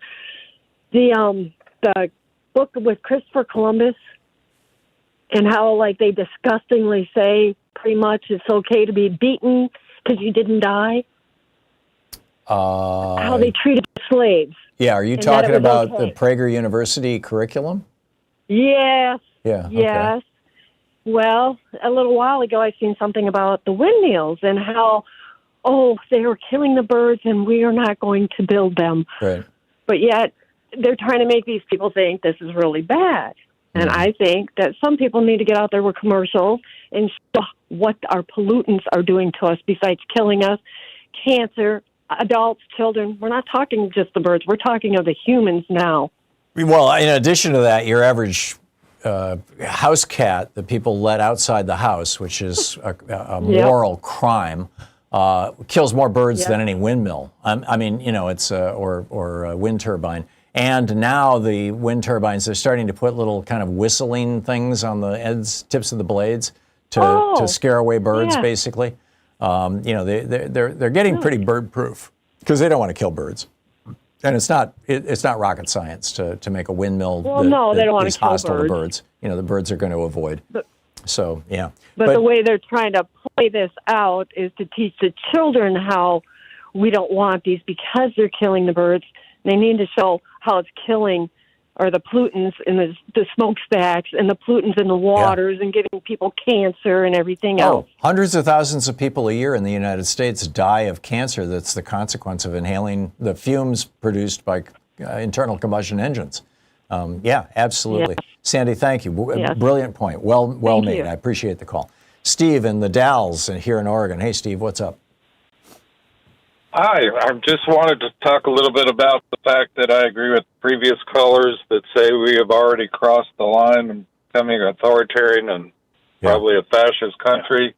And I want to talk about what I think the Democrats in Texas should be doing now. I think they should be coming into the House with Stars of David applied to their clothing, writing the numbers of prisoners on their hands, possibly having their hair cut off in some place where it can be televised, having a small orchestra play the music that accompanied people in the concentration camps, dressing up as handmaidens. I think we need to start doing more visual things that people can understand easily, and I think it needs to be done on a national basis. Yeah. And most importantly, I think we need to organize a boycott of all national media that's not covering this. Yeah, I'm with you, and I think the idea of political theater. I mean, I remember Billionaires for Bush. That was very effective political theater. We need more guerrilla theater. We need more political theater. Excellent point, Steve. Thank you for calling and making it. AJ in La Mesa, California. Hey, AJ, what's up? Happy Hump Day, Tom. Back at you. Thank you. The website, ScienceDaily.com, has a dedicated page for battery news, and it's updated daily and sometimes several times a day. It's worth checking out. So Science Daily, one word, and then in your search, add battery news, 2 words. I'll send you an email with a link. Some great stuff here. Why recycling dead batteries could save billions and slash pollution. Scientists discover salt that makes batteries last 10 times longer, and so forth. And not just portable use, as in vehicles, but grid-level batteries. I think within 5 years, we're going to have battery technology. I mean, we're already seeing the early stages of it. And for that matter, solar panel technology that is so far ahead of what we have right now that it's going to revolutionize transportation and probably housing. Article in either the Times or the Post the other day about, and also at Science Daily, about AI showing the way to new types of battery storage that increase not only the capacity of the energy stored per unit volume, but also the longevity of the battery, and using materials that are inexpensive and ecologically neutral. Yeah, no, I got it. AJ, also Nature magazine has been doing a great job of reporting on this stuff. Thank you very much. Johan in L.A. Hey, Johan, you have the last little less than a minute here. What's on your mind? I think there's a better way to fight the fire with the fire thing with the Gavin Newsom. I think it's better to all 50 states and of course the Constitution to have the popular vote determines the election, not the electoral college. I think that's more powerful if we pass that as a country, all 50 states and the Constitution. What do you think? To have the country do what with regard to the electoral college? Get rid of the electoral college. Oh, get rid of make it. sure that And then it's better than gerrymandering and the redistricting and all that stuff. Yeah, getting rid of the Electoral College is a really high priority. The problem is that the Republican Party is in love with it. We were one vote short of getting rid of it back in the 70s. I think it was 74 or 77, but it didn't work. Johan, I got to run, but thank you for the call. Great suggestion. Thanks for being with us today. We'll be back tomorrow, same time, same place. In the meantime, don't forget democracy is not a spectator sport. It requires all of us. That includes you. So get out there, get active, tag, you're it. Have a great afternoon. Be good to yourself and the folks around you. Stay safe, and I'll catch up with you tomorrow.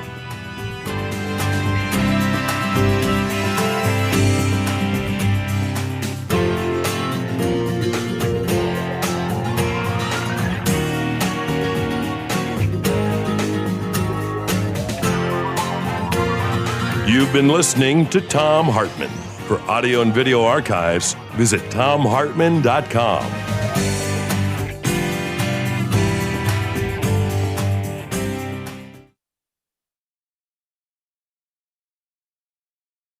In addition to bringing you the Thom Hartmann Program here on Free Speech TV and Video Media Online, we also have a whole set of ways you can interact with us and tools you can use to spread the word about the importance of democracy and the threats to it in our republic. First, there's your daily homework. Sue Nethercutt puts together a daily email newsletter that has a link to every story I discuss on the air, so you can find my sources and you can share them with your friends. It's free and you can sign up at thomhartmann.com. Second, I publish my daily take every day over at the hartmannreport.com website. That's also free if you want the daily 5 days a week rant in your inbox. No ads either. Third, we have the podcasts. There's the free 1-hour version of our daily show that's advertising supported. You can find that wherever you get your podcasts normally. And then there's also the podcast of the entire 3-hour show with no advertisements, and that's available by subscription over at thomhartmann.com. So check them all out at thomhartmann.com and hartmannreport.com.